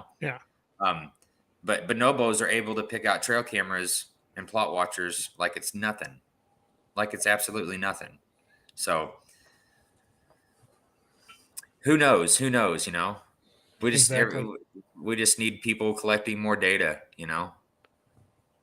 Have At you ever some run point. across how sometimes people have reported finding trees that have been broken off, uprooted, and jammed back in the ground with a root wad sticking up? No, I've never found that. And I've Never. another thing we don't find in the 400 is large structures. We find smaller structures, but we don't find large structures like you hear people talking about. They actually had out in the 400. There's actually I call it their insignia. They have a little particular structure that they make, and I figured this out early on, and it was one of the ways that I figured out the areas of the property that I needed to be hanging out in the most. But we don't see the giant structures. Do you think they're migratory? I think that they could be migratory, like up in the Northeast, or I'm sorry, the Northwest. I mean, basically, they're going to have to go to where the food is. So depending on where they're at, maybe yes, maybe no. In the 400, from what we've gathered, like I've tracked them, they're not on the property all the time. They have an interval, a consistent interval when they're on and off the property that I've figured out pretty early on. And I've tracked them where they're leaving the property and where they're coming back on the property. And what our data shows is that they have a big circle, like a range, like almost like maybe a boundary line, that a big circle that they do out in the area. I mean, they can't stay in one place for too long, or they'll absorb all the food. Yeah. They'll start running out of things. So it makes sense that they're not going to stay in the same area all the time. That's something Robbie and I were discussing about them having a range similar to a mountain lion. Now, Yeah. mountain lions got like almost a 300-mile range. Right. And what we're seeing is like pretty consistently. I got onto a pattern where they would be off the property for a week and a half to 2 weeks, and then they would show back up and be on the property for a week and a half or 2 weeks. That's how I was able to bring like, these 3 or 4 guys that I first started bringing in to help me and to see this stuff. That's how I knew when to bring them in, because I'd picked up on this pattern of when they would be on the property and when they wouldn't be. And so I was able to be successful at bringing these guys in and them getting to experience these things with me.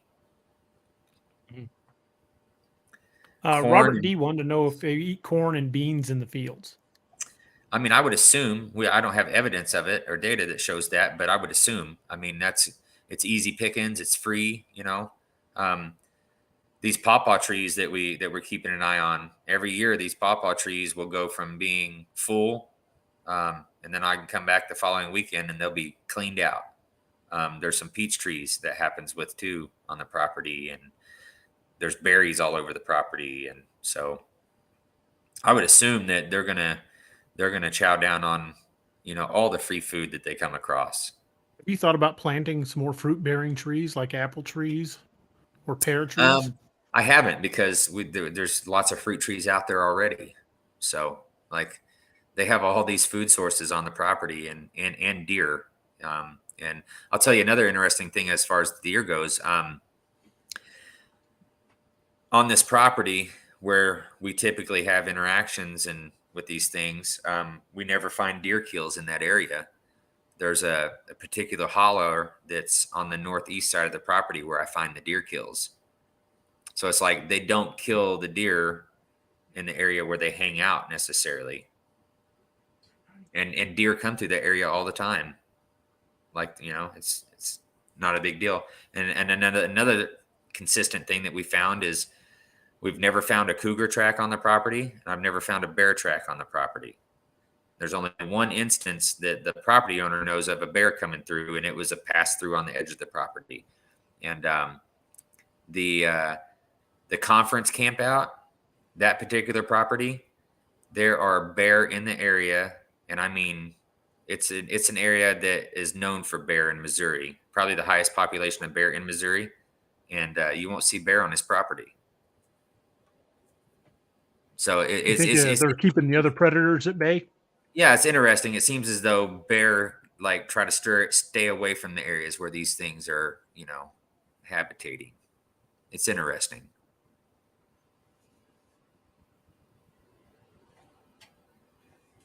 Robbie, jump on in there, man. I know you got questions. Oh, I guess the biggest question I got is, I think Doc kind of already asked this about the sticks and the holes and all that stuff. Is this something that maybe from the tracking standpoint, is this maybe like a trail marker type thing? Like, I don't know. It's hard to say, really. It's been real inconsistent where I find these holes. Like I found them right next to camp before, and I've found them on the other side of the creek. I found them. I mean, I find them in random places. It just seems to be. It seems as though it's just like whatever area they tend to be in, and like if I knew exactly why they were digging the holes, it would probably make a lot more sense. But we don't know that, so it's just really hard to say. It's really hard to say. It's been really inconsistent as far as where I find these holes at. It seems really random. There's no consistency to it whatsoever. Is it like, because if they're doing it for a reason, there's got to be some kind of pattern that we don't see. Yeah, and that's the thing. I haven't picked up a pattern. Like sometimes I'll find these holes in a thicket. Where like I had to kind of crawl into the thicket and follow in the tracks to find the hole. So I have no idea, honestly, man. I've contemplated and thought about it so much that, I have to accept sometimes I just don't know and I don't have a clue. Yeah.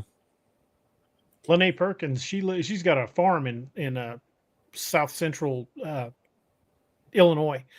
She says every year when the pawpaw trees are full, all the fruit will disappear overnight. Oddly enough, pawpaws seem to be they seem to really like them, and I say that because like we'll find pawpaw seeds in their scat. And here's a crazy thing that I had to bring.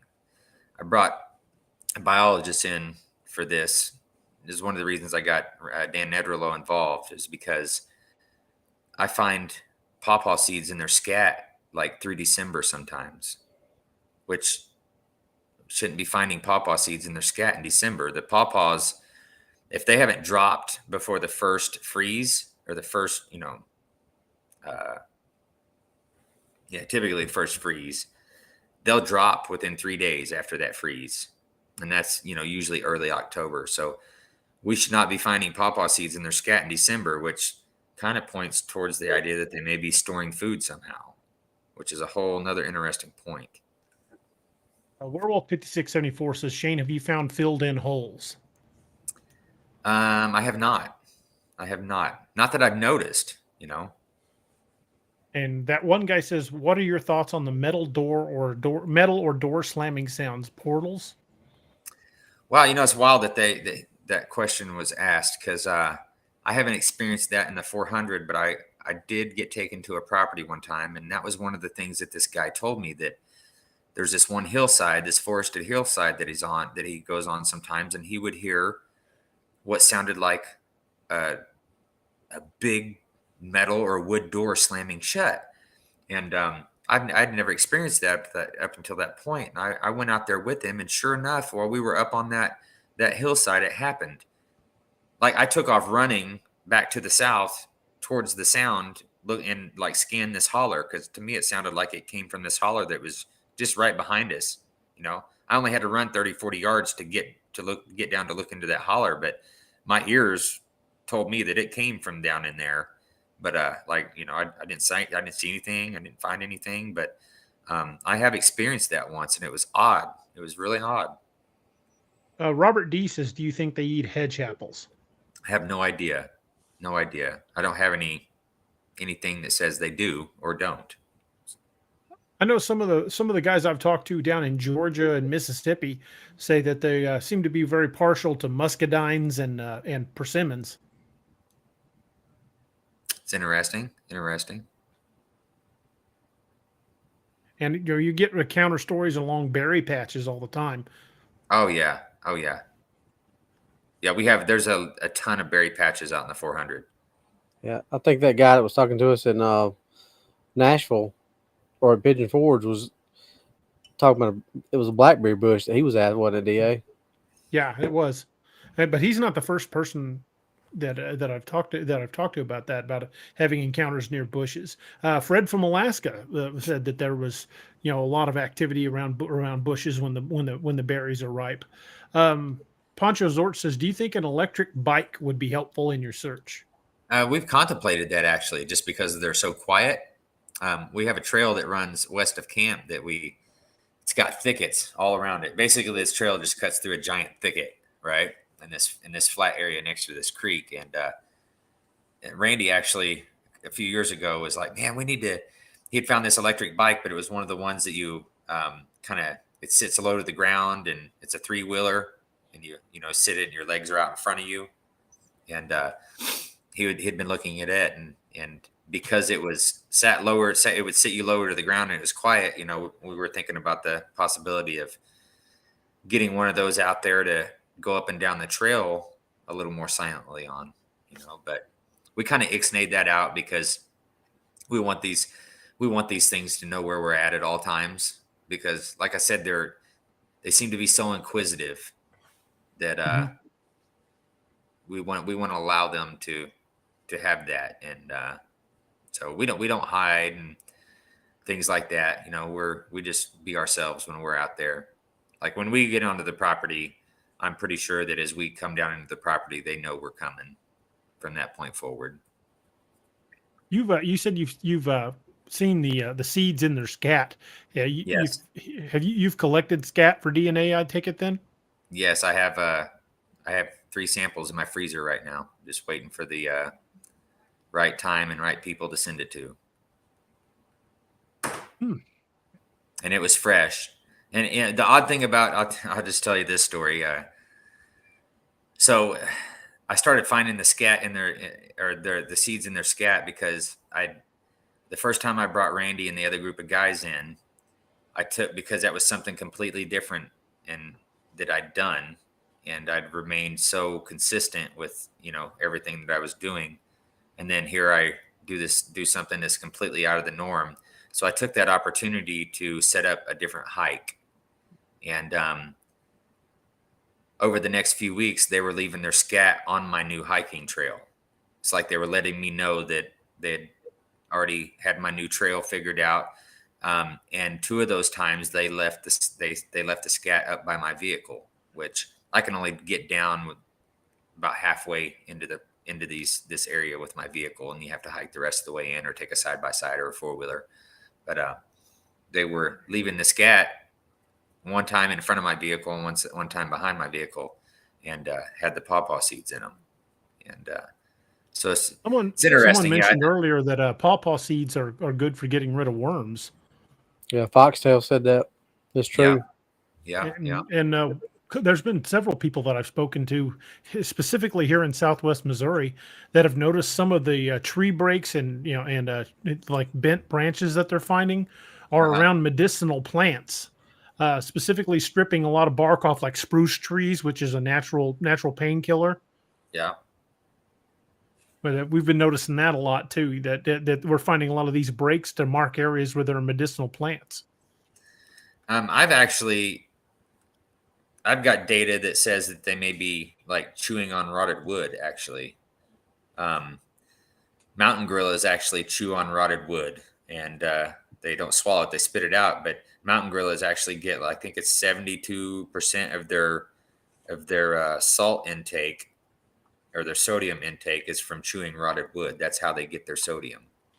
And I've pretty consistently early on, I'd located some down trees they were when I first figured this out, it was in my old area, because I make these hiking trails and I do the same hike over and over. You start noticing when things are different because you've seen the trail so much, right? You get to know the area because you're consistently going through the same trail. And when I first noticed it, there was this particular rotting log that I stepped over every single time I would go out and hike. And one day, part of it was gone. It'd been dug into, but what had been dug out wasn't there. And I was kind of perplexed.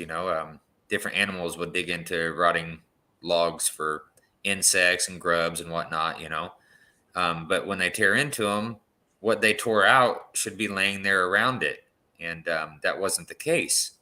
And as I started paying more attention to that, I would find these particular logs that were just starting to slowly disappear, but the rubbish wasn't left there. And I start keeping an eye on them, and I would start finding tracks in the area. And eventually out in the 400, I have found tracks where it looks like they're squatting right next to one of these logs, 3 of them. And the log is slowly disappearing over time. And I found a few different areas out there where that's been happening. But I don't have enough data to say positively that they are doing that. But it seems likely, seems logical too. It's an easy sodium intake. This is a little off topic, but Robert D wants to know your thoughts about dogman. I don't think about dogman, man. I'm not out looking for dogman, and I don't want to run in. If they're real, I'm not looking to run into one. It's difficult enough for me to keep, my head completely wrapped around the idea of Sasquatch. I've seen them, so I know they're real, and that keeps my mind way busier than my mind needs to be already. So if I dove into something like that, I don't know. I'd probably. I saw a dogman with my own 2 eyes in broad daylight in the land between the lakes. Yeah, no, thank you. I'm not trying to find those things. I was about 30 yards away from it. Don't want nothing to do with that. So I don't really have thoughts on it just because I haven't seen one. I haven't experienced that. I've read a lot of the reports, and there's like you and other people that I've talked to, I've had people tell me stories, and I believe that they experienced that, so the realm of possibilities is, pretty limitless in my mind. Yeah, if there's a population of relic hominids out there, God knows what else there is. Right. I've done a lot of. I have buddies that are archaeologists. It's another subject I'm into, and I'm really into ancient archaeology and biblical history compared to the history that we've been told. The winners always write the history books, so I don't think our history has been written with complete honesty per se, and like I'm open to the idea that a lot of these mythical things from our past, that there was some truth to them in another time, in another age, kind of, so if these things have survived, I guess it's possible that other things have too, who knows, but I'm not looking to experience that. So well, it sounds like at the 400 you've got your hands full as it is. I do, and that's why I say, like, if I was to run into something like that, I would have to deep dive into that too, and like then I would have no time to work and make money and hang out with my kids, and it would take all my time. And I'm that type of person where it's like, I get wrapped up in something and I'm like 100%. I've gotten far more active in my research since I retired. Does make it easier. It Certainly does. And now that I'm not an active cop anymore, I don't have to worry about who I talk to about it, because you don't want that to come up when you're on on the witness stand. Right. So I was going to ask you. You're a Bigfoot investigator, huh? Yeah. So you believe in Bigfoot? Okay. Exactly. Looking to see if there are any other questions I missed. I've seen the Nephilim. I've seen the Nephilim question a few times, and since I just spoke about looking into biblical history and whatnot, I don't necessarily think myself personally that these things are Nephilim. I was actually friends with Scott Carpenter, and had many conversations on the phone with him, about whether or not these things were or were not Nephilim, and I don't have a conclusion on it, and I don't know. But because I don't know, I can't say that I think that's what they are. The data kind of points towards them being just a relic hominid, but it's not to say that I'm correct either. Doc, we lost you there for a second. Yeah, we got a bad storm hitting out here. Oof. And Poncho asked if I carry a personal locator beacon. I don't. But I do always have somebody that knows where I'm at. If I'm we tell people that all the time. If you're going to go out any time on any kind of investigation, make sure you let somebody know where you're going to be and when you're supposed to be back. Yes. Because when you need it the most is when something like this will fail you. Right. Absolutely. That's all good. Do you go armed? When I go to areas, when I go to the 400, I do not. I do not go armed in the 400. When I go to other areas that I'm not well adapted to and well versed in, and I don't know the area well, I do. I carry a firearm.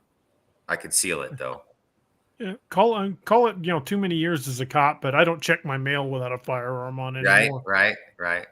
Especially in Springfield. Yeah, that's no doubt. I carry. Kind of gone to the dogs in the last 25 years. Yeah, I live out in the country north of Springfield, but when I'm in town, I'm always packing. Same here. Yeah, you do. Yeah, I think the same way. I would say just from looking at the four of us that I could pretty confidently say that all four of us are pretty well packing most of the time. Very much so. If I got my britches on, I got a gun. If I'm breathing. Yeah. Amen. Yeah. If I'm awake, I've got a gun on. Poncho says, as DA and Annette so eloquently pointed out the other night, we have a fine example of the Springfield, Missouri Mexicans. So Yeah. Yes. Yeah. Yes. Right down the road from Doc's Hotel, and I was like, Yeah. make sure your vehicle's locked. Yeah. Man, I didn't have to that shoot my way in or out, so I was pretty happy about that. That was kind of a messed up thing to say, man. Yeah. That's funny. Poncho Zort says, "Do you, Shane? Do you listen to David Paulides? And if so, do you think he's legit and onto something?" Early on, I did listen to a lot of his stuff, but it started affecting my thought process. You know, just me wondering about his ideologies and what he's finding his stuff. So I kind of shoved that aside and quit reading his stuff for the most part. But as far as I know, David Paulides has never even really pointed to the idea that it's Sasquatch that are nabbing people. No, but he's certainly pointed out a lot of disappearances. Oh, for sure, for sure. But if you really look into a lot of these stories, not all of them, but a big portion of them, you know, if they find the bodies later on, you know, a year later or whatever, it'll be in an area that they already searched. But a lot of the times, it seems it's like some of these stories, it seems as though the bodies have been almost dropped. You know, they see the injuries in the bodies it looks like they've been dropped like off of a cliff or out of the air or something. You know? So there was one account, I want to say it was in Yellowstone, where a guy who was a hiking guide in the park. On his day off, he went for a hike up to an area that they didn't take people, and he didn't come back, and he didn't come back, and he didn't come back, and they sent people out looking for him. And when they found him seated on a rock with his back against another rock, and his head was gone. It had been torn off, but his body was just sitting there, just pristine. Wow, that's crazy. That it almost looked like he'd sat down to rest, and something just snatched his head off his shoulders.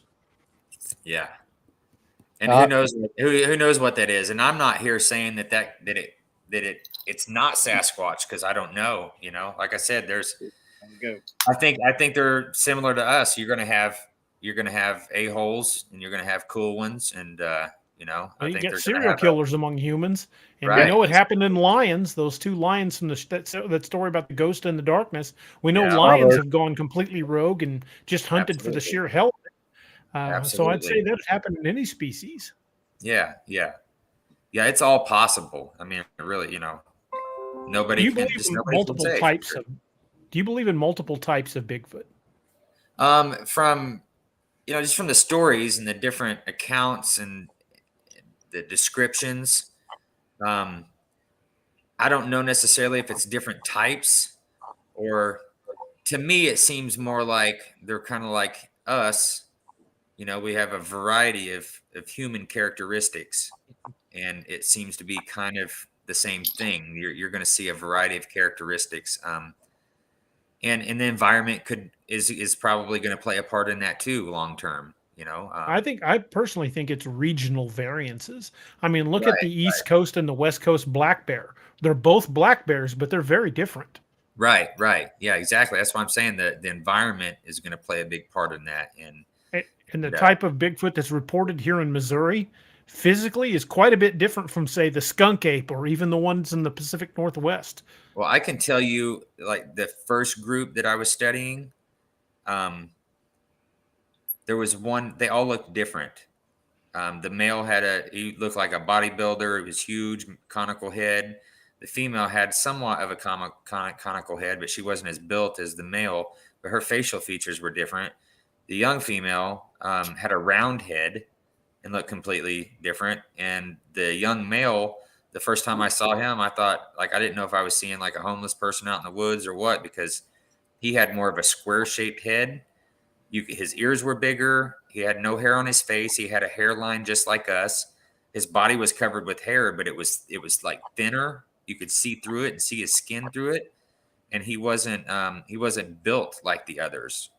His neck was longer. You could like see his neck. His shoulders and arms weren't as large. Like shape wise, he almost looked like a human, other than his arms seemed to be longer, and he was obviously not human, but I was very perplexed the first time I saw him, and him and the young female, the two that interacted with me the most. So they're the two that I saw the most often, and that's what really made me start thinking, like, man, there's a lot of differences in how these things look, and this is like one family unit that I'm looking and studying at, and you see that many difference in a group of 4 or 5. There's no telling what kind of differences you're going to see in other parts of the country that the environment's going to affect also. They're going to have, I would, if they're anything like us, they're going to have different traits that come out in the DNA. That's good that you say that. We've said that a lot here, that there's going to be psychos in every demographic, no matter what. Yeah. While I'm thinking about it, Shane, would you tell us a little bit about the conference that's coming up? Yeah. So this is the 2nd annual Ozark Mountain Bigfoot Conference being held in Ozark, Missouri at the Elks Lodge on September 16th. If you need information or you're interested in it, you can go to Ozark Mountain Bigfoot Conference on Facebook, and all the info is posted there. The link to that, by the way. Awesome. I appreciate that. But we've I got a little involved this year just to help out, because me and Randy want it to be successful. Of course, it's I could be wrong, but I believe it's the first. Last year was the first Bigfoot conference that's been held in Missouri, which kind of mind-boggling. It's mind-boggling to me, because I don't think most people understand that Missouri, like right now, Missouri is ranked, I believe, number 9 in sighting reports. Well, that was last year. And I'm here to say, like, I've had so many reports, that I've heard about down here in my area and in northern Arkansas that don't get turned in. And I've had, a ton of people reach out to me to tell me about their sightings, and they never report them. So, and that's probably consistent everywhere, but it seems like down here in the Ozarks, we have a lot of backwoods people that are just good, down to earth, God-fearing people. And they're not going to come out and say these things. And in a lot of these communities, like if you look at Douglas County, back in the day, that was called Booger County. I remember when it was called. There's sighting reports from back in the day all over Douglas County in the Ava area. And my mom grew up at what's a ghost town now, a little town called Orla, Missouri. And they talked about boogers on their property all the time. But a lot of people don't know that that's where the whole boogeyman came from. It went from boogerman to boogeyman over time, right? But the conference is going to be a really good time. It's just a 1-day event. I say it's a 1-day event, but we're having a camp out that goes along with it. But myself and Randy Harrington are speaking. We have Daniel Perez, who runs the Bigfoot Times out of California, who is he's so knowledgeable on the subject. It's ridiculous. I mean, he's been involved with a lot of things, a lot of the old school researchers and academics that got in early. And then we have a biologist from Texas named John Morley that's coming up to speak. And I'm really excited for him, because we've been saying, because of our tracks, that we think these things do have inner longitudinal arch. And he has actually written a paper on this. And not just using our tracks, but using a multitude of juvenile tracks and adult tracks. So he's going to be actually speaking twice. One of his presentations is on the feet and the morphologies, and his other one is going to be on speech. And he's going to be presenting some audio that not many people have had. And if anybody knows who John Morley is, if you haven't heard him speak, which is probably likely, he's getting up there in age, and this may be the last time he speaks publicly. So he's going to be presenting some data that is going to be very controversial within the subject. I say controversial. It's not crazy stuff, but it's just going to go against the grain of what people have accepted about the feet and the speech, over the last 20 years. And so really excited to see him, man. It's been great, man. Last year was the first one, and and it was successful. This year, I think it's probably going to double in attendance. We have like a ton of great sponsors this year, like showmebigfoot.com and Sasquatch Coffee. And I mean, we've had just a ton of people that have sponsored that are all, Bigfoot related companies and stuff. And they've actually all sent us products. So we have a pretty good array of products, and we're giving everybody at the door 10 raffle tickets, and we're doing a free raffle and raffling off all these products from the sponsors. But the funnest part about this conference this year is that we're doing a camp out, and we have a small group of people that are coming in 4 days ahead of time. They're going to be staying with me and Randy on a private property. It's not the 400, but it's another private property that is it's active. We found evidence last weekend out there, actually. And so we got a small group of people that get to come in 4 days ahead of time. And then 2 days ahead of time, we have another group of people that are coming in. So the group is basically going to double in size, but the first group of people get like real down and dirty with this and do some really hardcore research on this property, which is like thick forest and, chiggers and ticks and snakes and the works. And so we'll be doing, a lot of these people they wanted to come in and experience like how we research, see how we do things, and some of these people have never done night research, and they feel a little more confident going out with us at night. Just because we do it, a lot. Every time we're out, we're doing night research too. It's just part of what we do. And the speakers are all gonna be camping out there too, 2 days prior, and we're having a big dinner out on the property with the speakers, and our film crew will be there. We haven't really talked about that, but our film crew will be there filming the conference and the research side of things also. And it's gonna be good, man. It's gonna be a blast. We're really excited and trying to do something a little different. So versus having like a 2 or 3 day conference with speakers, we're trying to keep the speakers a little more thinned out, but have really good speakers. Which that's not me and Randy. That's Daniel Perez and Mr. Morley. Me and Randy are basically speaking because we're local and all of our research is local, and so Mary wanted to keep the local research involved in the conference itself. That's a big, important part of it. So that's kind of where me and Randy fit in. And as it grows, it may turn into a 2 day conference or whatever. But if this camp out is successful, we may do this every year moving forward. And it may turn into a week-long camp out that's about the research. You see a lot of these camp outs, and a lot of these camp outs are just about, a lot of it is about, or ends up being just the researchers getting together and the camaraderie and, having, 40, 50 people or whatever, however many people are there, that you can openly discuss these things with and not feel like an idiot or like somebody's judging you. That's a big part of these campouts. But we really wanted to make the camp out like research specific. We really wanted to make it evolve around the research itself. So we're excited about it. It's going to be a good time. So where do people go to get tickets for the event?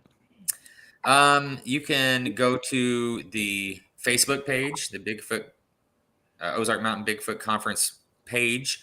You can contact Mary Zeibel on Facebook, which I believe that's all on the Facebook page also.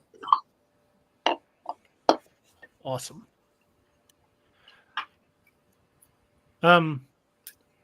Boys, we are right at the 2 hour mark, which is usually where we start wrapping things up.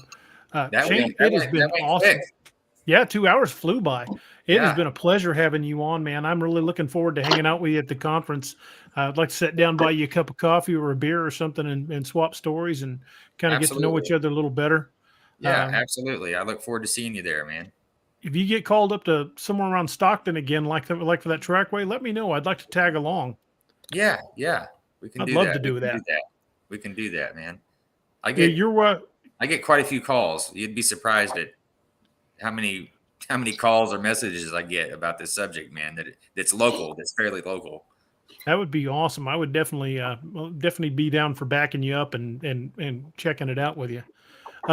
You're welcome to stick around, but the next few minutes is just going to be talking about the show sponsors.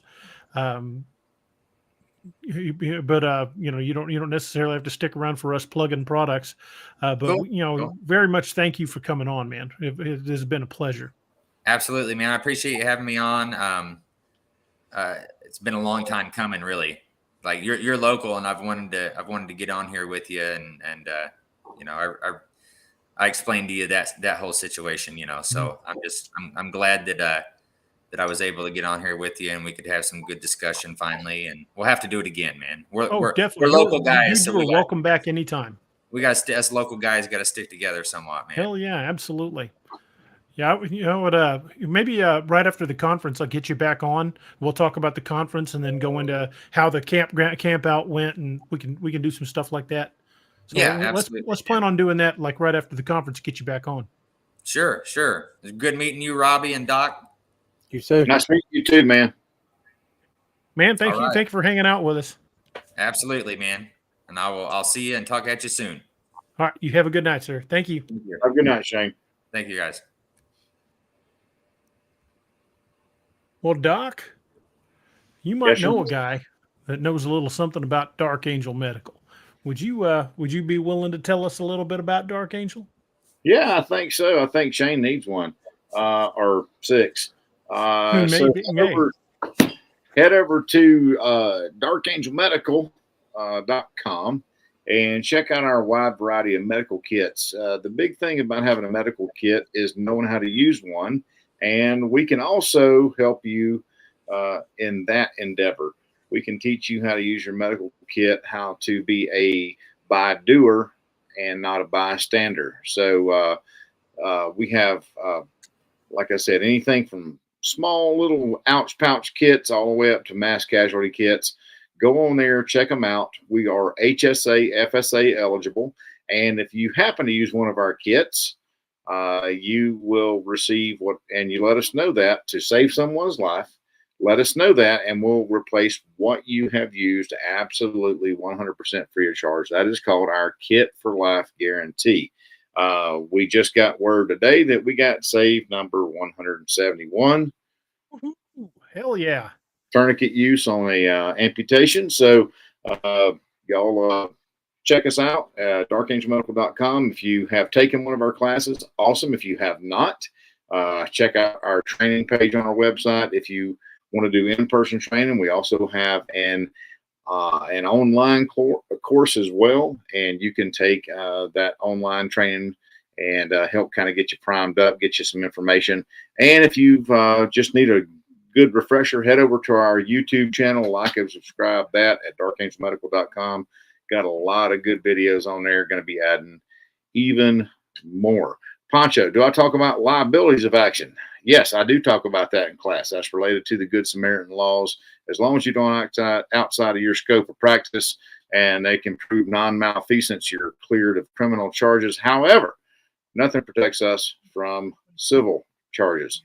So there's always that. Anybody can sue anybody over anything at any time. So head over to darkangelmedical.com, support this little disabled veteran-owned small business, and we'd appreciate all the business we can get. And if you use cryptid, the discount code cryptid25, you will get 25% off your order.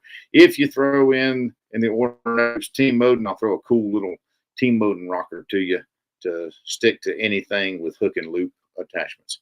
So darkangelmedical.com, we appreciate every one of y'all that helps us out and supports this little business and help us keep the lights on. That's all I got to say about that. That's all I got to say about that. Robbie, you want to tell us a little bit about Scallywag Tactical?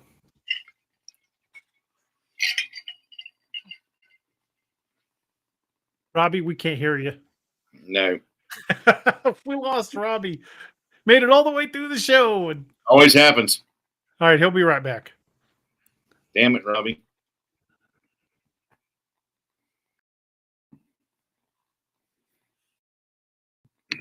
Robbie should be right back in just a moment.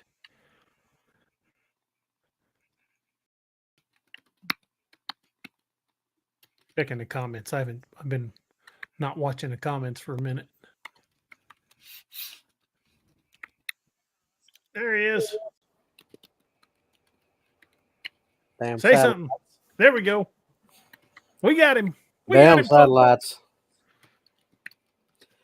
Anyway, what I was saying, building off what Doc said about veteran-owned company, Scallywag Tactical is another affiliate of us, and it's a veteran-owned company. Craig Burhart has done an excellent job with this company. Got some of the best folders, fixed blades, fishing knives. Here's a fishing knife. Yep, the bad fish. Basically what you would call your combat hunting and tactical knives. We got the Bounty, the Gunner's Mate. This is the Jolly Roger in blue.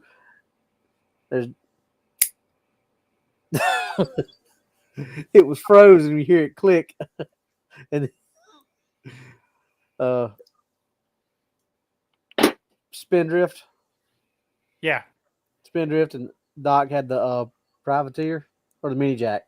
Mini Jack. Mini Jack. this looks like a privateer in Doc's hands. Shit it. So you go check out that. That's the Bad Mama Jammer right there, the Gunner's Mate.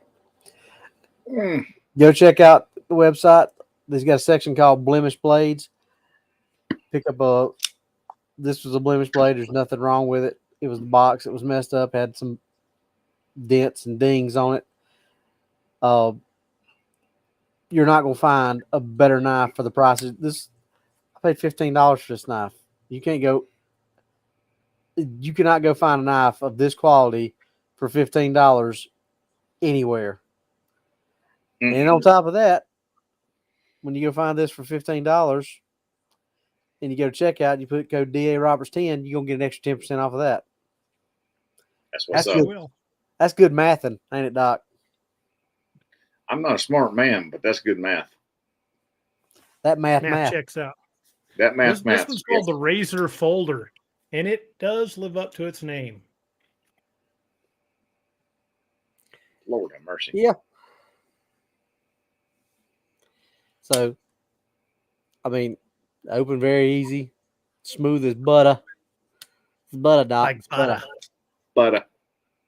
It's butter. So go give Craig a check out or a look on Scallywag Tactical. Use code DA Roberts 10. When you inevitably cut yourself with your Scallywag Tactical knife, you'll already have gotten your Dark Angel medical kit to take care of yourself. Because these knives will cut you what, Doc? 3 ways? Long, deep, and continuous. And when they do that, you'll be glad you had your Dark Angel medical kit. See, need 1 or 6. You need one med kit by every fire extinguisher in your house. Because if you got a fire extinguisher there and everybody knows where the fire extinguishers are, you need a med kit there too. Just saying. Very much so. And while you at it, put your Scallywag Tactical knife on there too. That way you always got a knife right next to your med kit next to your fire extinguisher. See, we're all about helping out and helping you pre-plan. Being prepared. That's right. Hope is a poor strategy. Just saying. Well, there are 3 items that are part of my everyday carry. I've started carrying the Razor every day. I carry my baby Glock 26, and I carry this little rascal. Look familiar, Doc? That's an EDC kit from DarkAngelMedical.com. Yeah, I carry this one. Goes with me pretty much everywhere. That's exactly what I got on my vest. That's what I got on my plate carrier over here behind me. So yeah. Well, my plate carrier has got a dark kit on it. Hell yeah. Check it out, man. It'll do you good. Absolutely. It's cheap life insurance, man. Cheap life insurance. Because the life you save could very well be your own or somebody you care about. And That's a med right. kit and also a good knife is kind of like a parachute. It's better to have it not need it than need it and not have it. That's Because right. if you ever need it and don't have it, you'll probably never need it again. Just saying. What you say, Doc? You're packing birthdays in boxes? packing birthdays in boxes, man. I mean, you will never regret having something when you need it. But vice versa, man, it's going to be a bad day. So, our med kits aren't cheap, but we guarantee them for kit for life, and it's way cheaper than a funeral. So, and that leads us to our third affiliate. Oh, and that is our fine young man who's been giving Robbie a ration of crap tonight. Tactical midget himself. Ken Brock over at brockblades.com. While Ken does make knives, and much like Scallywag is also a knife company. Well, not just a knife company, but Ken's are a little different. Scallywag's blades are mass produced. If you get two gunner's mates, they're going to be absolutely identical. Ken's blades are all handmade. And if you know somebody that's a first responder or a soldier or, in the military, in law enforcement in any capacity, an outdoorsman, a hunter, a person that spends a lot of time hunting cryptids, the gift of a good knife is always much appreciated. This one's called the Skein-Dhu, which means black blade. It was a holdout knife that Highlanders kept in their sock under their kilt. Doc, what's that one called? Zero. That one's called the Zero. Yep. And then I got my Street Weasel, which is my favorite knife that Ken made, is packed up because I just got back from traveling 3,000 miles in a week and about to head out again. So I just left it pack. And this one is called the Neck Scalpel. You can even see Ken's mark on there. It says Brock. Great dude, passable human being, and he will get you. Well, the jury's still out on that. and if you go to his website and you see one of his knives that you like and it's not in stock, just shoot him an email and say, hey, when you make this knife again, let me know and put me down for one, and he'll square you away. And if you order them custom that way, you can pick the type of handle you want and everything. I mean, he's an artist with steel. He really is. Exactly. And if you order one of the blades directly from the website that he already has ready, use the discount code cryptid10 for 10% off your order. But if you order a custom blade and you have to order in advance, make sure you let him know that you heard about brockblades.com from this show, and he will still give you the 10% off on your order. So definitely head over to brockblades.com and show him some love. Folks, it's not coincidental or just happenstance. The reason we chose the companies that we chose for our affiliate program is because here, you guys know, we are huge supporters of our first responders and our law enforcement and military. Scallywag and Dark Angel, both veteran-owned companies. Brock Blades, Ken's a veteran of law enforcement. He's been in law enforcement since God was a corporal. So he's been in there a hot minute. We're proud to support our first responders and our law enforcement and military veterans and active duty military as well. So that's one of the reasons we chose as we did. We're very proud to do that. And one of the things I want to take time to mention is the 22 a Day Foundation. It's something I feel very strongly about. It's something that I help support myself. The 22 a Day Foundation, if you're not familiar, 22 people a day is how many veterans we lose to suicide every single day. And that is just a staggering number. We shouldn't be losing any. Let's get that number down to 0. But you can support the 22 a Day Foundation directly by searching the 22 a Day Foundation, or if you check the Valhalla Project, they have a whole line of merchandise, including T-shirts, tumblers, all sorts of things that support veterans, and the money actually goes to the veterans. Unlike some charities I could name where only pennies on the dollar actually make it to the veterans, and most of it actually just goes to salaries within the company. The Valhalla Project and the 22 a Day Foundation, all monies, it goes where it needs to go. So I'm very proud to support those charities. So folks, if you know a first responder, whatever capacity, corrections, corrections, road police, EMTs, anybody that's served in any capacity as a first responder, your medical personnel, reach out to them. Same thing with your veterans and your active duty military. Reach out to them, let them know you're thinking about them. It's it's a subject that's near and dear to my heart. Y'all, just keep those folks in your prayers, and for those people that do know that served in that capacity, that one text you send them just might be what keeps them off the ledge that day. And so just reach out to them, let them know you're thinking of them regularly, and definitely, keep them in your thoughts and prayers. One other thing I wanted to talk about is I know everybody was wondering why we didn't have a show this last what was it, Saturday Saturday? Saturday. Huh? Yeah, Saturday. It was because I was basically remodeling the office. I'm not sure So I'll show it off a little bit. I'll have to move the camera. You can see over here, that's the side of the desk. Got my Bigfoot up there and got the werewolf masks and all my pop vinyls. It's and then pretty. You see on the wall up there, there's a big wooden plaque says D.A. Roberts with a blue line. And then you'll see an American flag with 3 different numbers on there. Those are my old radio numbers from the different departments I served with.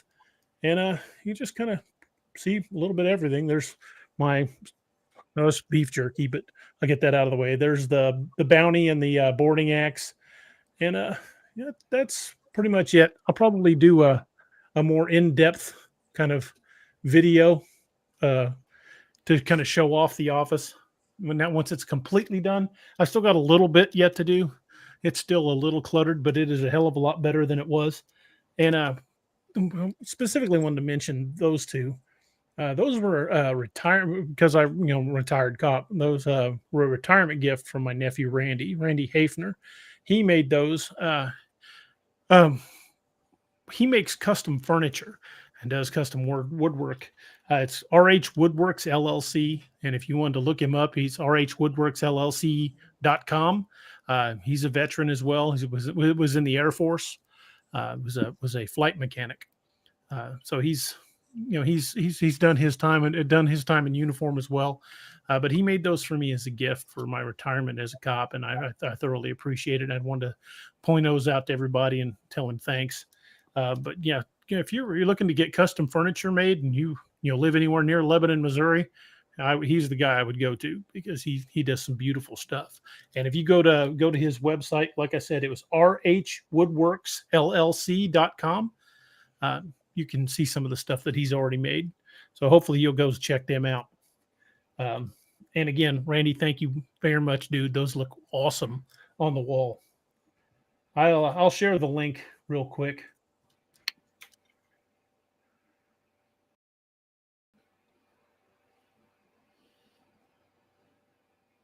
If it pops up, should be, there it goes. Okay. But yeah, I wanted to toss him a shameless plug and thank him again for making those for me. Robbie, you want to tell us a little bit about Lone Wolf Customs and what's really out there? Okay, we'll start with what's really out there first, and then we'll move into Lone Wolf. What's really out there, as we like to call DAX Machina Light. We hit the same topics and subjects that we hit here, just whereas we get a broad stroke here on DAX Machina, we'll focus in on a little bit tighter group or area of interest. Maybe 30, 45 minute show, sometimes an hour, just depending on if Tyler can catch our attention and tell us, stop, you're talking too much. We try to release every Wednesday. Sometimes it doesn't work quite that way, but if you like this show, you'll probably like that. So just check it out on YouTube. We're trying to get up to 500 subs. I think we're 350 something now.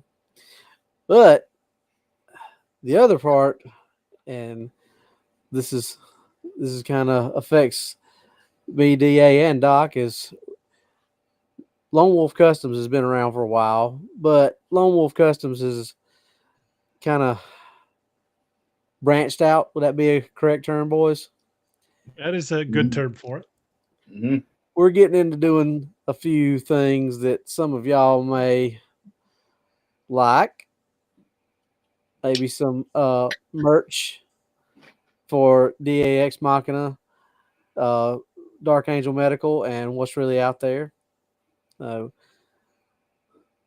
Hopefully Lone Wolf will be the one-stop shop for merchandise for this group. We're working on that.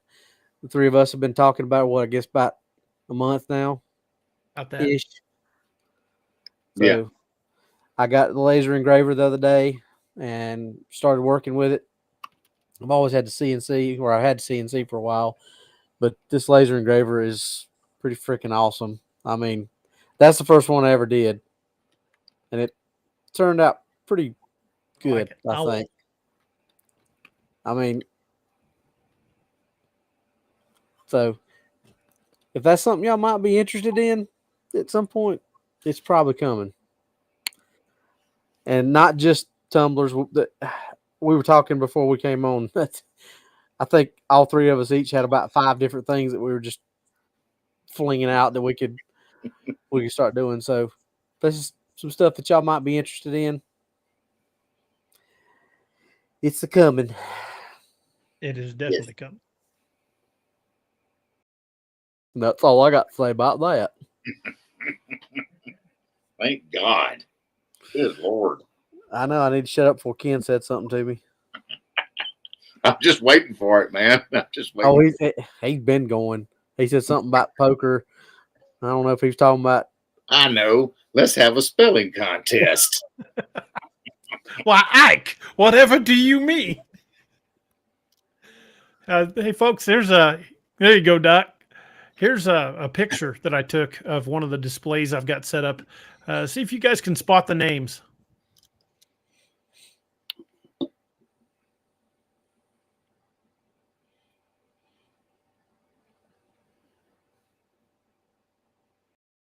I'm wanting to get Gideon's Roman name engraved in the helmet. That's going to happen at some point. And then there's another picture I want to show you guys. You guys might get a kick out of that. This is me and a certain young gentleman of my acquaint. This is us in the Joe Ball recreation area. We went out there 2 nights ago. Yeah. Doc, that's a creepy place, isn't it? I'm gonna tell you what, man. There's definitely some bad medicine there. That's for sure. Just in the short time we were there was some weird goings on. That's for. We'd spent a lot more time if you'd had more time in town. Man. I mean, and you know, the thing is, like we were telling Robbie before the show started, you know, you could hear the frogs down there at Table Rock Lake about 100 yards from us, and up in the woods where we were, it was dead silent, man. Dead silent. It was crazy. We did see something moving. Something. And then it was close, but then it was what time, Robbie? Look at the time.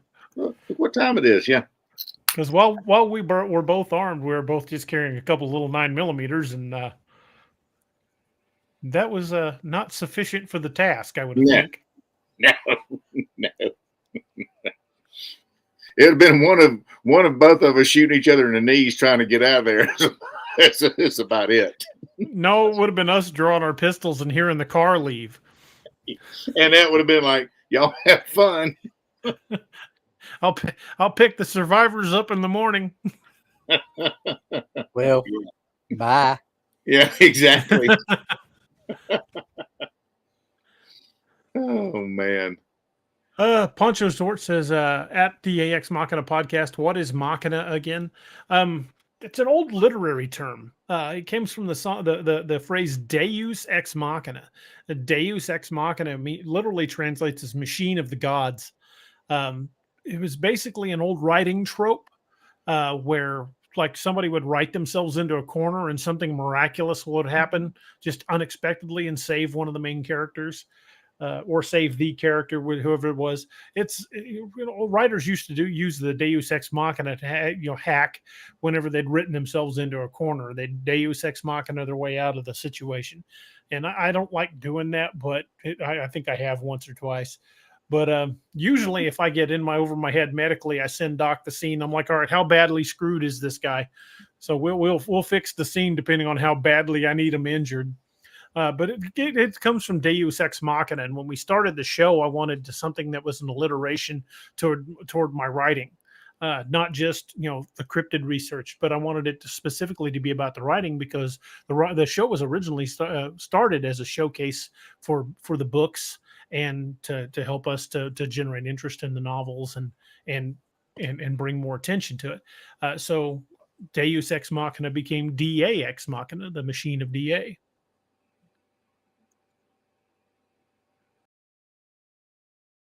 Y'all need to read his books if you hadn't already. Rouge Volunteer says Wild Hunt series are awesome. Thanks for them. I'm already rereading them for the third time. I can't put them down. Well, Doc and I were talking a little bit about the next one, and some of the things that are going to happen in it, and I'm pretty excited to start writing that project. Yeah, I think one of the funniest things was I had sent DA my legend. I do cowboy action shooting. I've been doing that for 20 years. And I sent him my legend, and I finally transposed it from longhand over to the computer, and I sent it to him, and he's like, "That's crazy, man." He said, "That's essentially what you wrote 20 years ago is what I had as the backstory for the very, very similar character." Yeah, very, very similar to your ancestor's character in the book. So pretty cool stuff, man. Yeah, Dark Frontiers. The Lakeview Man, Apex Predator, Team Mode and Wild Hunt, Ragnarok Rising. Start from the beginning and read them all, and you'll see the character development grow and evolve. And I guarantee you, y'all will absolutely love it, because as Robbie and I always say, he's the Tom Clancy of the cryptid world, the genre. That's pretty high praise. I'm a big Tom Clancy fan. Doc got to go to some of the places that were actual scenes in the book. Yeah. I was driving and pointing stuff out. I'm like, this is where that happened. And yeah, it was freaking cool, man. It was freaking cool. It was a fun time. Well, we certainly had a good time. And hopefully this spring, Doc's going to be back in this area for a longer period of time. Yeah. And maybe Robbie be able to join us, and then we can do a whole bunch of us going out and being idiots in the woods. We've got some plans in place. We're wanting to do some fun stuff. So stay tuned for some interesting things for sure. Trying to think if there's anything else I wanted to cover. Before we do the nightly toast, just guys, if you say a prayer when you're saying a prayer tonight, say a prayer for Steve, our other co-host, Steve Monrotis. Steve's a great guy. He's going through some things right now that I won't really get into. It's not really my place, but keep Steve in your prayers. He's got some things going on right now that he could use it all. And my thoughts and prayers are certainly with him and his family, and hopefully him and I will be able to go spend some time together, and things will be looking up. So like I said, if you're praying kind, keep Steve in your prayers for us. So everybody grab a glass of something. I believe I'm going to grab a glass of that old Overholt. Yeah, that's funny. I have a glass of old Overholt as well. I'm not supposed to show the labels on the air, but I will pour me a little splash of this old Overholt. Old Overholt is supposed to be, well, was actually Doc Holliday's favorite whiskey. Indeed it was, sir. And Lord knows we love our history here. Well, I will close this out tonight with the same song lyric that I've been closing it out with. The song's called "The Parting Glass." It's an old Irish song, and it's just a very haunting, beautiful tune.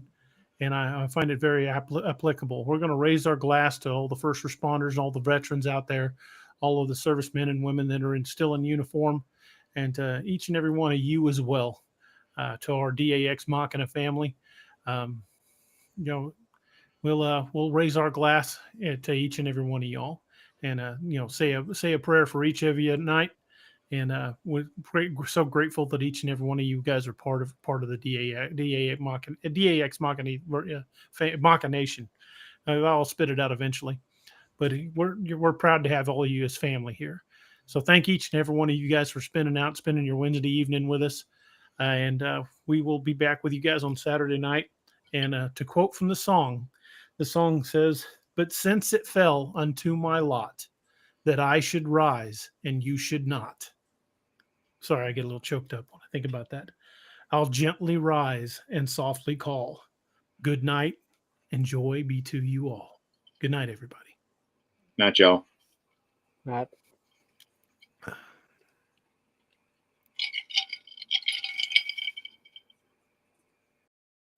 Thank you for joining us. Catch us again Wednesdays and Saturdays on DAX Machina. A special thanks to all our channel members and Patreon supporters. Please make sure to like, share, and subscribe.